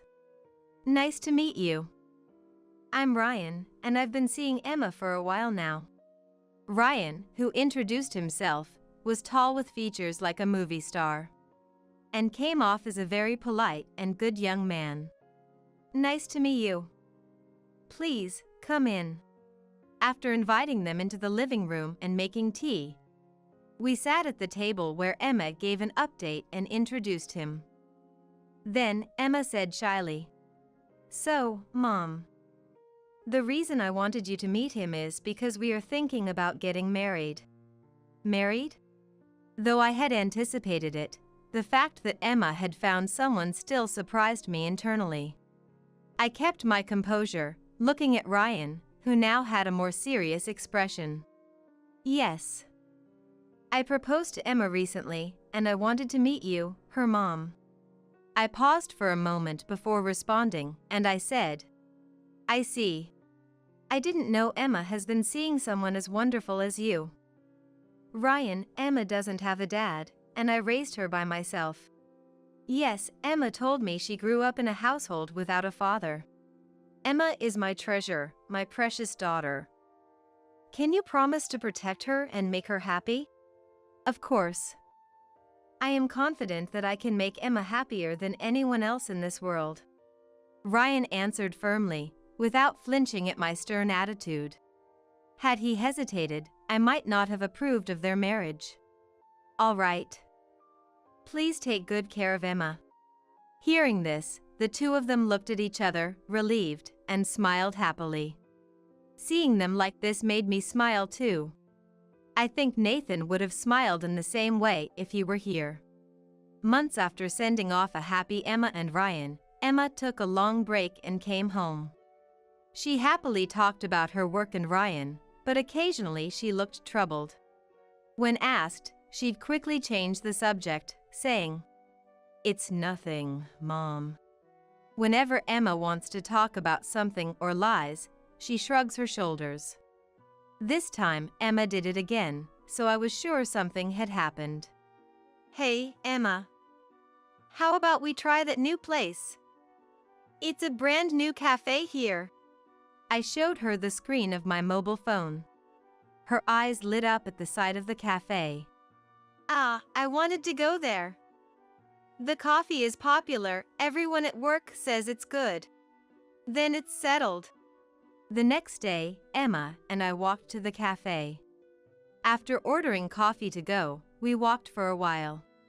"Mom, thank you for accepting my marriage with Ryan. He seems sincere. Take good care of each other, Emma." When we reached a large park, Emma started to talk. "Actually, I went to the in-laws' house. I feel like I'm not well liked by them." Emma's story went back a month. When she visited the in-laws' house, Henry and Lauren seemed skeptical at first glance. "Nice to meet you, I'm Emma. I'm dating Ryan." "Hey, Ryan. Are you sure about her?" Lauren interrupted Emma's greeting. "What do you mean?" "Well, she looks rather plain, doesn't she? Her clothes, her makeup, it all screams poverty. She doesn't match you at all." Without a word of congratulations, they blatantly insulted Emma. "Mom, that's rude. You shouldn't talk about my girlfriend like that." "Don't you think so too?" Lauren sought agreement from Henry, who was sitting next to her, and Henry nodded in affirmation. "Ah. Is your family that poor? Do your parents work?" "My mom works, and my dad passed away when I was young." "Single mother, huh? I figured as much," Henry said with a strangely satisfied look and scoffed. "Dad? "It must be for the money. We come from a respectable family. You should stay away from a woman like that." How can you say that? Emma is not like that. I know her best. Ryan just doesn't realize yet that there are many who would want to marry you for our assets." And then, he even suggested introducing Ryan to a daughter of an acquaintance. Lauren agreed with this proposal, pleased with the idea. "That would be better. After all, we know someone respectable who works for a major company. Not a match for a single mother's family. Don't you think so, Ryan? Seeing Lauren happily agree, Ryan raised his voice. Enough from both of you, Dad and Mom. The conversation went nowhere, and Ryan and Emma left the house. Ryan later told me that Henry and Lauren have a strong sense of elitism. Emma, I'm really sorry. My parents said such awful things and hurt you. Emma was apologized to multiple times by Ryan, who promised to always protect her. Sitting on a park bench listening to this, I had to suppress my anger from exploding. So, what do Ryan's parents say about the marriage? Last week, we went to their house again. We faced some snide remarks, but Ryan convinced them, and they agreed to our marriage. Are you okay with that, Emma? Emma bit her lip and shrugged. Yeah, it's okay. We won't be living with them, and I can endure it. Is that so? It was clear that the relationship between Ryan's parents and Emma was strained. Even with Ryan's protection, there would be limits. Knowing they would face hardships, I wished I could advise them to reconsider the marriage. But having already given my blessing, I couldn't say that. Even in this short time, Emma looked downcast. Thinking she might always look this way saddened me. So, about the family meeting, I'm thinking maybe I shouldn't go. Why? If it's going to make you feel bad, Mom, I don't want to have the family meeting. Emma's eyes seemed to well up, even though she didn't cry. She was considering my feelings. Touched by her kindness, I smiled. Don't worry about me. Let's have the family meeting so that everyone can acknowledge your marriage. Under the cold sky, Emma and I sipped our cooled coffee on our way home. When Emma told Ryan she wanted to have the family meeting, he was very surprised. And he kept worrying about her, saying, "You don't have to push yourself. I'm fine. Mom says not to worry. If you say so, I'll talk to my parents about it." And so, on the day, Emma and I went to the venue. Though we didn't say anything to each other, I decided to stand tall and face them with confidence. We took a cab to the hotel, and both Emma and I took a deep breath at the entrance. But Emma looked anxious. When Lauren specified this hotel, she made a snide remark. "It's that famous hotel you see in commercials. A place your family wouldn't be familiar with." Emma took it to heart and became completely intimidated by the unnecessary comment. I gently pulled Emma closer by the shoulder, signaling with my eyes that everything would be okay, and we started walking together. We ran into Ryan at the entrance. He seemed to have arrived earlier and was waiting for the elevator. "Thank you, Emma and Rachel, for having time today." Ryan appeared much more nervous than the last time we met, sweating on his forehead despite it being winter. "No, thank you. We have been looking forward to today." You might have heard from Emma, but this hotel is where my dad works." Ryan seemed uneasy and worried about his parents possibly saying something offensive, given their behavior in front of Emma. I responded confidently, "Yes, I'm aware. No need to worry." "Ryan, you look better when you're confident." As Ryan looked up, the elevator doors opened, and we stepped in, riding up to the higher floor. Upon entering the room, Henry and Lauren were already seated, seemingly in the middle of a conversation, smiling creepily.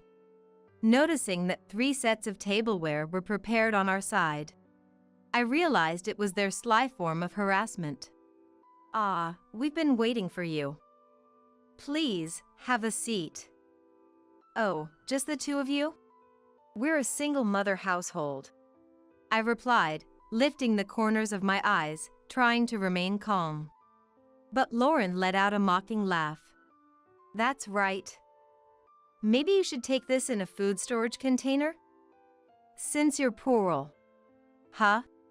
Single mothers are poor with low income, right? That's right. The income of a single mother is predictably low. Lauren covered her mouth, trying to hold back her laughter. Despite their harsh words, I remained expressionless. Unable to stand it, Ryan cried out. Dad, Mom, stop it. This is too disrespectful. At that moment, Emma tapped my shoulder. That's awful. Mom, let's go. Why? If having me means you suffer, Mom, I'd rather not get married. Hearing this, Ryan turned around in surprise. Emma. While watching them, I clearly said, "It's not necessary. Just wait a moment." Then, an employee came from behind with a food storage container. Here, please take this home. He offered to Lauren. Henry and Lauren were taken aback, stunned. If being poor is about low income, please, take it. Huh? At least Rachel is far from poor. I firmly stated, and the employee, with efficient movements, placed the container down and stepped back, leaving Henry and Lauren outraged. Is this some kind of disrespect? That's it. You're fired. Both of you, please calm down. She's been a friend of mine since childhood. The rudeness is on your part. The employee turned back to me, smiled briefly, and said, "The division manager always seems so busy." Division manager? Lauren and Henry gasped, tumbling out of their chairs like in a cartoon. Henry was sweating not just on his forehead but all over his face. Though it wasn't my intention to hide it, I am the daughter of the president of the group company that owns this famous hotel. I've worked for this company for many years, continuing even after getting married without resigning. When I was pregnant with Emma, I took the same maternity leave as other employees and raised Emma while working in Nathan's stead.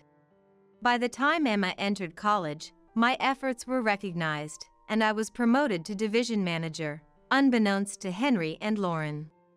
Are both of you okay? I addressed Henry and Lauren with a composed voice as they lay sprawled on the floor. Today, we came here for the family meeting regarding the marriage of my precious daughter and Ryan. It seems you have had quite a bit to say to my daughter. I glared at them, causing Henry and Lauren to tremble and shrink back. I've worked hard to provide love and education for Emma since her father, my husband, died from illness when she was young. Ryan swallowed hard. I believe in Emma, and I trust the person she has chosen. Even if he comes from parents who judge people by their income and are rude, I see Ryan as a polite and respectable young man, an important new member of our family. I paused for a moment before continuing. I would think you feel the same about your children. So, I ask again, do you approve of my daughter's marriage to Ryan? The room fell silent, with Henry and Lauren trembling. And Ryan looking nervous. Emma had never seen me take such a stance before. How about it? I pressed again, and Lauren, looking frustrated, glanced at Henry. Henry, pale-faced and flustered, hurriedly said, "Of course. Director, we hope for a closer relationship from now on." Today, I am here not as a director but as Emma's mother. I stated firmly, looking at Henry. And if we're talking about work, isn't it true that Henry will soon be leaving here? What do you mean? I had investigated Henry's reputation within the company up until today. Knowing Emma's dad was Henry, I remembered his name. His condescending attitude towards Emma and his notorious behavior among hotel staff were well known. Henry was infamous for his high-handed behavior towards subordinates and was reported to be avoiding work under the guise of attending meetings. A hearing had been scheduled to address these issues. So, that's what it is. You should reflect on your actions. I left Henry speechless with my rebuke. Lauren stood up, face red, and lunged at me with a screech. However, I dodged, and she fell over. To the fallen Lauren, I delivered my final statement. And know this, if you ever interfere with Emma and Ryan's happiness again, I will not remain silent. With that, I firmly addressed the two, then led Emma and Ryan out of the room. Of course, I left the follow-up to the employee who has been a friend since childhood. Half a year has passed. The heat is relentless for someone in their 50s like me. The weather forecast predicts another scorcher today. As I walked to the supermarket, I thought back on the events. After the family meeting, Ryan apologized to Emma and me numerous times. I'm really sorry for my parents' rude behavior. It's okay. We've seen your sincerity. I'm truly ashamed. I don't want to associate with parents like that anymore. But they're the ones who raised you, right? No, it was my uncle who raised me. My parents left me with him until I was a college student. I had secretly wondered why Ryan's demeanor was so different from Henry and Lauren's arrogance. Understanding it was his uncle who raised him made sense. Ryan recently cut ties with Henry and Lauren after they approached him for money. Following the family meeting, Lauren called in a panic. Ryan, your dad lost his job. He was subjected to an internal hearing for negligence, making no sense at all. Ryan responded indifferently. That's tough. What do you mean, acting like it's none of your business? We're struggling without money, send us some. Mom, I heard about your spending habits from my uncle. You have a problem with wastefulness. What are you talking about? Maybe if you stopped wasting money, you'd have enough to live on. Don't rely on me. Such unnecessary talk. Then again, there were several calls, and Lauren had run through her savings due to her spending habits, even going as far as to say that Henry's retirement allowance was running out. Struggling to make ends meet, Henry and Lauren did not just ask for money but also reached out to me, wanting me to connect them over the phone. Morning, noon, or night, they didn't care when they called, which finally seemed to make Ryan explode in anger. Dad and Mom, please, enough. I don't want to trouble Emma or Rachel either. With that, he hung up the call and set Henry and Lauren's number to be blocked. Not stopping there, Ryan changed his mobile phone number and moved to a new apartment with Emma, changing their address. Of course, this was not communicated to Henry and Lauren, who remained unaware of Ryan and Emma's whereabouts afterward. Nothing stood in the way of their happy married life anymore. From what I've heard from Emma, they have been living peacefully since then. As for me, I've managed to maintain a good relationship with them, dining out with Emma and Ryan monthly. This incident made me realize a huge misunderstanding on my part. While I worked hard, thinking I was doing my best not to trouble Emma and raised her, I had completely stopped going on trips, which was my hobby. It seems Emma believed she was the reason I gave up my hobby, thinking my sacrifices were because of her. The efforts I made to spare Emma any hardship or worry ended up worrying her instead. From now on, don't worry about me. I want you to use your time and money for yourself. Until Emma told me this, I was enjoying living by myself at home, but afterwards, I started traveling more on weekends. As someone who loved domestic trips, I began visiting places I had wanted to go and places that held dear memories. And strangely, working hard daily made me feel it was okay to spend money and time for myself. Moreover, exploring the latest hotels started to benefit my work. Projects and such began to progress more smoothly, bringing me luck. As I thought of Emma's influence, I finished paying for my shopping and left the store. Today's shopping was for groceries to cook dinner together with the three of us. Glancing up, I saw Emma approaching from the opposite direction. Mom, are you okay? Don't strain yourself, let me carry that for you. Emma hurried over and effortlessly took the bag from my right hand. Oh, thank you. Shall we go then? Yes. Ryan said he'd come over as soon as he's done with work. He's looking forward to your chicken dish, Emma said with a smile. We'll need to make plenty then. Recently, we received wonderful news that Emma is pregnant. Ryan, Emma, and of course, I were all delighted. I'm planning a surprise for Emma and Ryan, looking forward to sending clothes and toys for the grandchild, though it's a secret from them. While I wonder if it's too early, I know before long, the child will be born. Though this new life has just been conceived, I'm already eagerly anticipating the day I can meet them. Here, this is for you, Mom. Emma said so, but then in the next moment, she flipped the stew onto the floor. What? It was the first time my son, Michael's family had come over to our house. I was preparing dinner with Stella, my daughter-in-law, and Emma, my 3-year-old granddaughter. But then Emma, instead of placing the stew at Stella's seat, deliberately spilled it on the floor. It wasn't because she tripped or slipped. She clearly did it on purpose. Wasting food like that. Why would you do something like this? I couldn't help but scold Emma harshly. Because I thought it was easier for Mom to eat. Startled by being scolded, Emma said, crying and shaken. Easier to eat? I couldn't believe Emma's words and unconsciously repeated them. Mom always eats on the floor. What do you mean? Sobbing, Emma tried to explain. Hearing Emma's surreal words, I looked at Stella to question her. Seeing Stella with a pale face and her shoulders shrunken, I felt she was hiding something. Good morning. Today, as always, while looking at the portrait of my deceased husband, I greeted.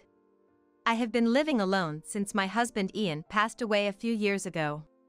The expression on Ian's face in the portrait is grumpy, with a deep furrow between his brows. Thinking back, I hardly ever saw him smile during his lifetime. Our marriage was arranged, and from the beginning, we were careful with each other. We barely spoke, each of us strictly keeping to our roles. A happy marriage seemed far from achievable, and we never went out together even on holidays. At that time, I didn't have friends to call my own, and of course, it was a time when there were no mobile phones, so I came to think that's just what marriage was. Ian would lock himself in his room or go out alone on weekends, coming back late at night. And sometimes we wouldn't even talk at home, always an icy atmosphere prevailing. Yet, my in-laws were persistent in wanting to see a grandchild. Suspecting illness due to the lack of childbirth news, they urged me to go to the hospital repeatedly. Ian, for his part, seemed annoyed being nagged, shared the bedroom with me just for one night. Luckily, I became pregnant and decided to pour all my love into raising the child. Ian showed no interest even as my belly grew, mercilessly assigning me household chores even when I was immobilized by morning sickness and wasn't even there for the birth of our child. When I was too exhausted and asked Ian for help, he dismissed me by saying he was busy. However, when our son Michael was born, Ian changed as if he were a different person and actively involved himself in parenting. For the first time, Ian suggested we go shopping together with Michael. What kind of picture books should we read to Michael? I couldn't hide my joy and spoke to Ian more than usual. Wouldn't this outfit look nice on him? Contrary to my excitement, Ian still had an angry look. He hardly responded and dismissed all my choices with a sigh and told me that he would decide everything. I wanted us to cooperate in parenting, but Ian rejected everything I tried to do or say. Only a man can understand what a boy needs.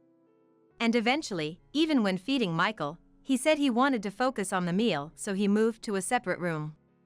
Ian was quite strict about everything from how to hold a fork and a knife and to the order of eating.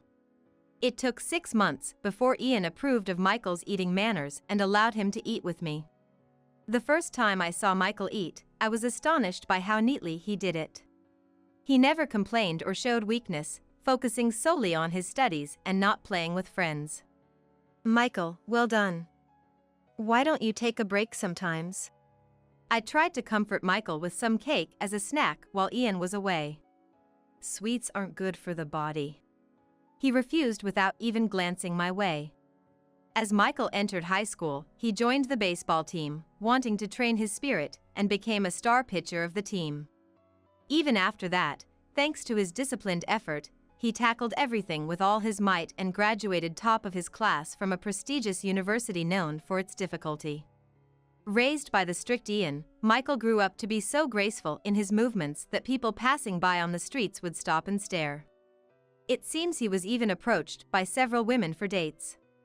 I once saw Michael sighing to himself. "Michael, isn't there someone you're interested in?" I find it more meaningful to spend my time honing myself, rather than romance. His response to my casual question was marked by an even deeper sigh. Eventually, Michael made neither friends nor lovers, always a lone wolf, establishing himself as an object of admiration from afar. After university, he landed a job at a major publishing company, enviable to many. The publishing company kept him busy, and Michael lived a life of constant business trips, hardly ever returning home. He woke up early every morning and returned home on the last train. With such a lifestyle, he had no chance for encounters, dedicating his days to work alone. Even the formidable Ian would be asleep by the time Michael came home, so I secretly prepared snacks for him. A man's body is his capital. Ian had always fed Michael a perfect meal of one soup and one dish, and so he was forbidden snacks, especially midnight snacks. However, no matter how balanced the diet, it was clear that the hard-working Michael was gradually losing weight due to insufficient nutrition. He's going to collapse if he keeps this up. Michael initially refused the midnight snack, wanting to go to bed early. But one day, after exchanging such words several times, Michael's stomach growled loudly, cutting off his words. "The stew is ready." I said, "I want to go to sleep." "See, the stomach doesn't lie," I gently told Michael, who turned bright red and looked down. "Is it really okay for me to eat?" "Of course. I made it for that reason. Thank you." With a slightly trembling voice, Michael carefully brought the spoon to his mouth. Then, with his spoon in his mouth, Michael froze. "Michael, what's wrong?" "It's delicious." It seemed the taste was shockingly good for Michael. He devoured the steaming stew, even asking for seconds. After finishing 3 plates, Michael showed a smile I had never seen before. "Ah, this is the best feeling. I didn't know there was something this delicious. You've worked hard every day. I'll prepare a snack for you tomorrow night too." From that day on, Michael began to eat the midnight snacks I prepared with curiosity. Thanks to that, Michael's weight returned to normal, unbeknownst to Ian. The time for midnight snacks, the only time Michael and I spent together, became the time I also looked forward to as well. "Mom, what's for tonight's snack?" "Tonight, it's ramen." "Ramen? I've been wanting to try that."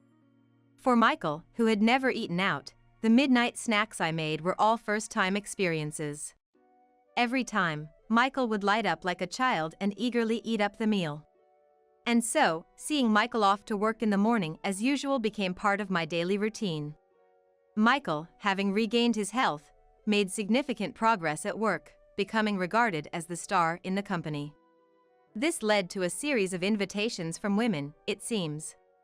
Seeing this, Ian, perhaps unable to stand it, recommended an arranged marriage, and quickly, the discussions concluded, and Michael ended up getting married without any prior dating experience. Michael married Stella, a woman who worked as a secretary to the president of a famous company. Though she was of a quiet demeanor, she appeared to be a polite, serious person. "I am inexperienced, so I ask for your kindness."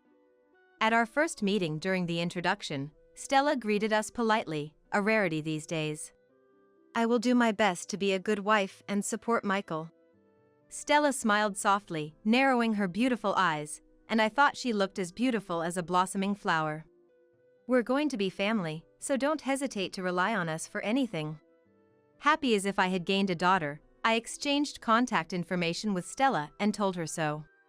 Stella, coming from a family that lived a bit far away, nodded happily to my words. "Thank you very much. It's very reassuring." Then, the newlyweds moved to the neighboring town. Anticipating they might have a lot of unfamiliar things to deal with in their new life, I decided to frequently send messages via mobile phone.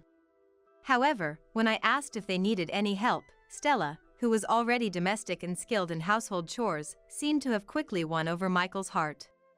It appeared Michael often had to go on business trips due to work, but they seemed to get along well, going shopping together on holidays. Not only that, but Stella also took care of me by giving me candies when I had a sore throat or recommending a good plaster when I mentioned I had hurt my back, always considerate towards me. She would quickly reply to my messages, so I thought there was no need to worry. When I told Ian about Michael and Stella, he nodded as if to say, of course, making me completely at ease. I'm happy to see them so happy. Michael and Stella were blessed with a daughter named Emma in their 4th year of marriage, bringing me great joy. And I think even Ian softened a bit. However, life doesn't always continue happily. Before Emma turned 2, my Ian suddenly collapsed. Ian, who had lived a life rarely seen smiling, seemed to have been unknowingly harboring stress. By the time he was advised to be hospitalized, it was too late, and cancer had spread throughout his body. And so, Ian passed away, leaving us behind. After the funeral, as I started living alone, messages from Stella, which used to come frequently, gradually became scarce. Even when I offered to help with childcare, I was gently refused, not wanting me to go through the trouble. It started after Ian's funeral. Stella suddenly began acting strangely, and when I inquired about Emma or their life, her responses were curt, and sometimes there was no reply at all. She wouldn't answer phone calls, and I worried every day. Feeling the distance between Stella, Emma, and myself, time passed, and before I knew it, Emma was 3. Thinking at least for Emma's 3rd birthday, I decided to send a message about having a meal at my house. Happy 3rd birthday to Emma. Have you gotten used to parenting? Yes, thank you. It's been a while since we've seen each other. How about a meal at my place? No, thank you. Stella's cold reply made me sigh. I haven't had much to look forward to since I became alone. I want to celebrate my first grandchild's 3rd birthday. After sending such a message, perhaps my feelings got through, as she curtly replied, all right, we'll go. I had doubts about Stella's sudden consent, but the joy of meeting Emma soon dispelled them. And finally, the day of the family meal arrived. Stella, it's been a while. I greeted Stella and her somewhat tense family with a smile. Sierra, it's been a while. Thank you for inviting us today. Wondering if they were nervous after such a long time, I let them into my house. Come on, Emma, say hello to Grandma. Emma, who had been shyly hiding behind Stella, came forward quietly when encouraged and bowed politely. Grandma, hello. Contrary to Stella's uneasy and somber demeanor, Emma greeted me with a bright smile. Emma, hello. I made stew today, let's eat together. Yay! I love stew. It was the first time I had seen Emma since she was just a baby. I was worried she might be shy, but Emma's cheerful and innocent demeanor lifted some of my anxiety. However, Stella, hunched over and unusually vigilant, was not the Stella I knew. She used to be considerate and attentive to her surroundings. While I was concerned about Stella, I decided to wait and see, understanding she might have things she didn't want to talk about. Where's Michael? Stella, looking unsettled, scanned the inside of the house. Oh, Michael will be coming directly from his business trip, so he'll be late. I received a message. Stella, you didn't know? That's right. I'm sorry, I might have missed the message. Stella seemed relieved for a moment and hastily checked her mobile phone as if to hide her expression. I'm sorry, I had a message too.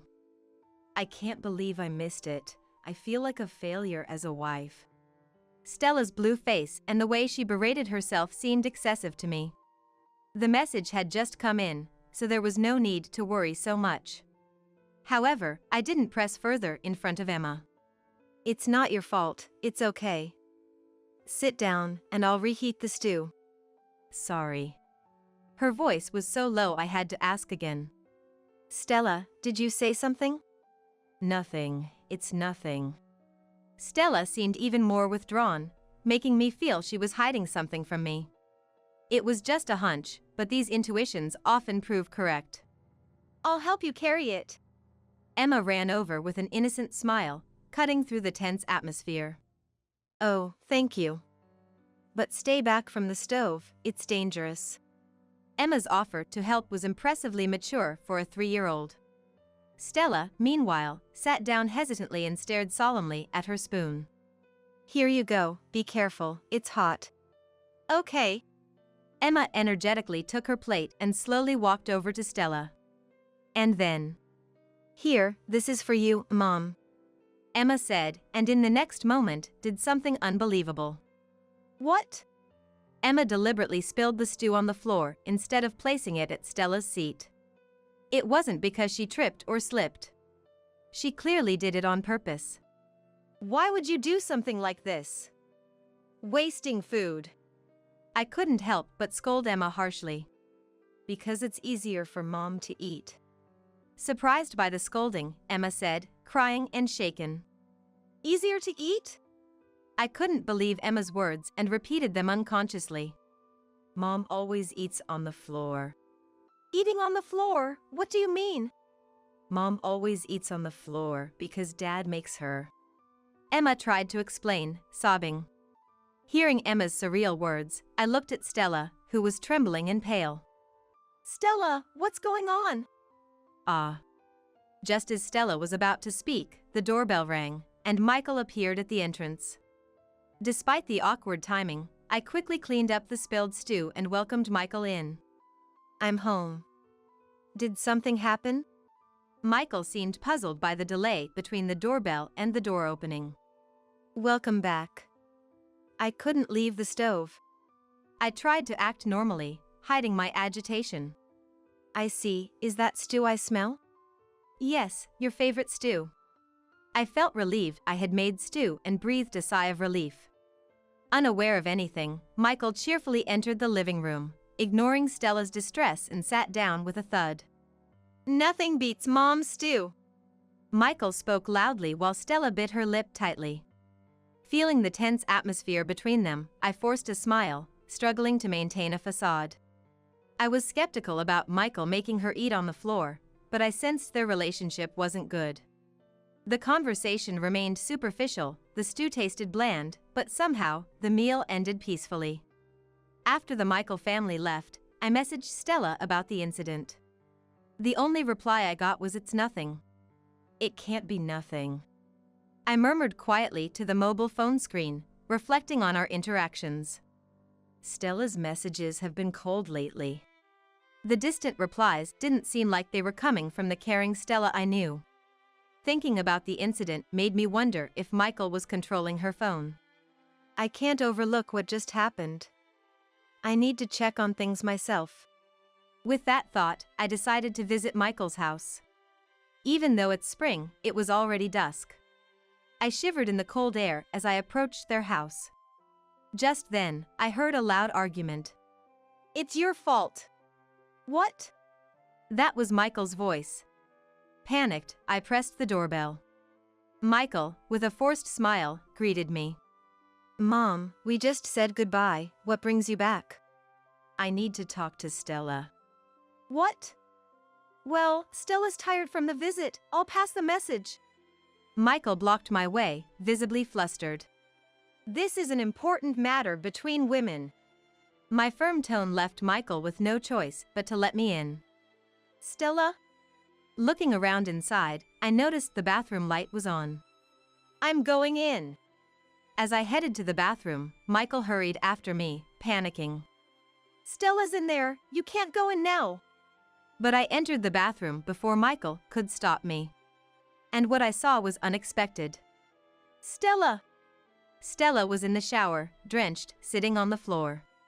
Sierra. I was cleaning the shower and accidentally turned it on myself. Stella weakly smiled as she spoke to me. This is terrible. You'll catch a cold. After finding a towel, I wrapped Stella in it, drying her hair and arms. I can't believe this. Sorry, Mom. Stella always messes up when I'm not watching. Michael didn't even attempt to get a towel, instead crossing his arms with an angry look. Stella was in a daze, quietly letting me help her. Seeing Stella's slight shivers, I couldn't deny Emma's words were true. Stella, I've dried you off somewhat, but you need to change immediately. Sierra, I'm sorry. Thank you. Always like this. Stella can't do anything without me. Michael complained, but Stella's fear was evident. Pretending to use the bathroom, I discreetly called the police, and soon the doorbell rang, signaling their arrival. Who's that? Michael answered reluctantly. We've received complaints about loud noises from this house. The officer said, to which Michael lied about a misunderstanding. The officer insisted on speaking with us after checking the neighborhood. Today's a bad day. Scratching his head, Michael opened the door. 3 officers entered swiftly, one securing Stella and Emma while the others restrained Michael. What? Michael resisted desperately, but the officers were unfazed. What the hell? What did I do? He knew he couldn't fight off the police, but he still tried to make himself loose. To that the police said in a low voice, If you don't calm down, you're obstructing the execution of our duties. Michael turned pale and suddenly became quiet.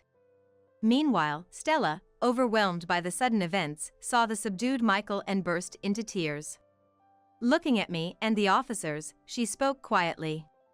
I can't take it anymore. Stella revealed her pent-up frustrations. As soon as we got married, he submitted my resignation without my consent. I protested to the CEO, but no one believed me. Rumors had spread that Stella complained about her low salary and was unhappy with the CEO, none of which were true. Ultimately, her resignation was accepted despite her objections. Life became hell after I became a housewife. First, her mobile phone was taken away. In her unfamiliar married life, it seems Stella had many things she wanted to discuss with me or her parents, but Michael wouldn't listen. Especially about meals. Whatever I cooked was always criticized as bad. I wanted to ask Sierra for recipes, but was told to figure it out on my own. At first, it was just verbal criticisms, so Stella thought she could bear it. Things got worse when Emma was born. He did help with childcare, but... Michael appeared to be a kind and good father to Emma, but his verbal abuse towards Stella in her presence increased. After Ian passed, the harassment intensified.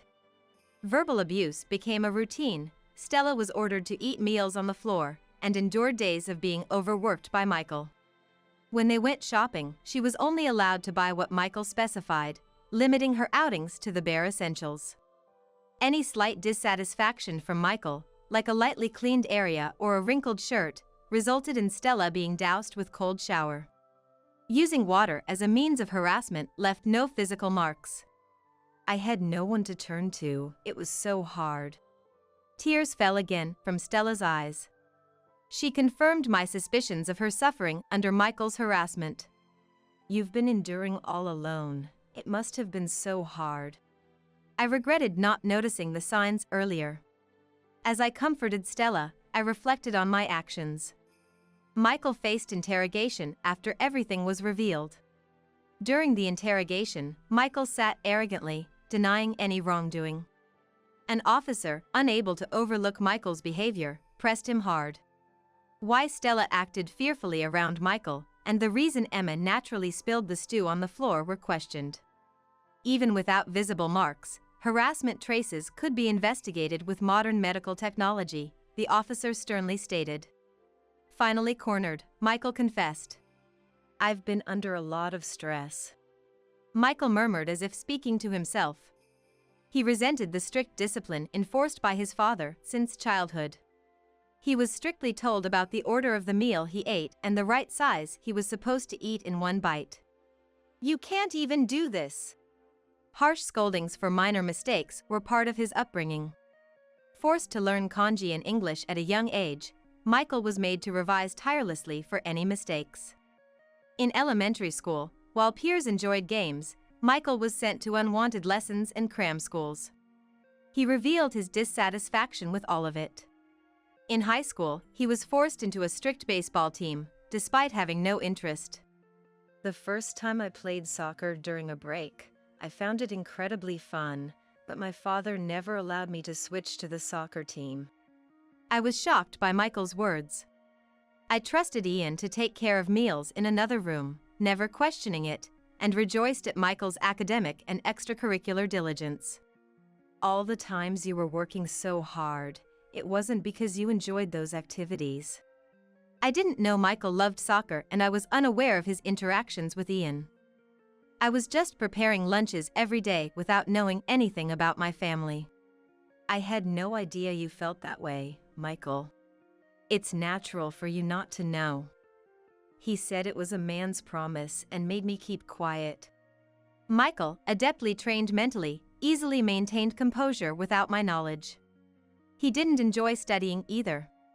He was restricted from popular student activities like gaming and fashion interests. And even his love for sweets was limited. Ultimately, an arranged marriage decided by Ian added to his growing resentment. Having the marriage arranged without his consent, Michael seemed to have started feeling indifferent about everything. Even after getting married and moving away, the pressure of being married to someone chosen by Dad made him feel monitored, and the curse lifted only after Dad's death. I became obsessed with the idea that Stella should strive just like me. That was how Michael concluded. I thought I had raised Michael together with Ian. I had no inkling Michael was enduring such hardship behind my back. The guilt and powerlessness overwhelmed me. Despite Michael and Ian keeping silent, I bear responsibility for not noticing. Stella, this isn't something an apology can fix, but it was my fault for raising him poorly. I'm truly sorry. No. I'm the one who should apologize for not being able to heal Michael's heart. Stella's words, ever so kind, made tears spill from my eyes. Stella, you've done nothing wrong. I'm truly sorry for everything. Afterward, Michael was arrested for assault. Having shared his burdens, he seemed somewhat relieved. He will now have time to reflect and make amends. Stella decided to divorce Michael, taking Emma back to her parents' home. Sierra, thank you for everything. I haven't done anything worthy of your thanks. I decided to support Stella and Emma financially in Michael's stead. Initially hesitant, Stella accepted after I expressed a desire to maintain a good relationship.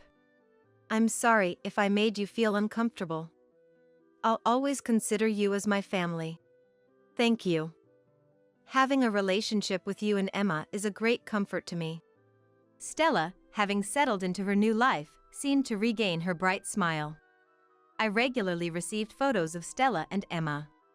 She also invites me several times a year to visit Emma. Sierra, would you like to come over sometime? Emma misses you. Seasons have cycled through peaceful days since the incident. Emma started going to elementary school and even visited my house alone. Exactly, Emma, you're doing great. I was teaching Emma how to make hamburgers during one of her visits. Grandma, this is fun. Emma showed a carefree smile, shaping the hamburgers perfectly. Indeed, it's fun. It'd be nice if Mom could join us next time. Yeah. I'll make a lot. I deeply cherished these moments of happiness. Relieved that Michael hadn't inflicted lasting wounds on Emma, I wished for her to always be smiling. As we placed her small hamburgers in the pan, her eyes sparkled with anticipation for the completion of the meal. May your life be filled with smiles from now on. I whispered, as if making a vow.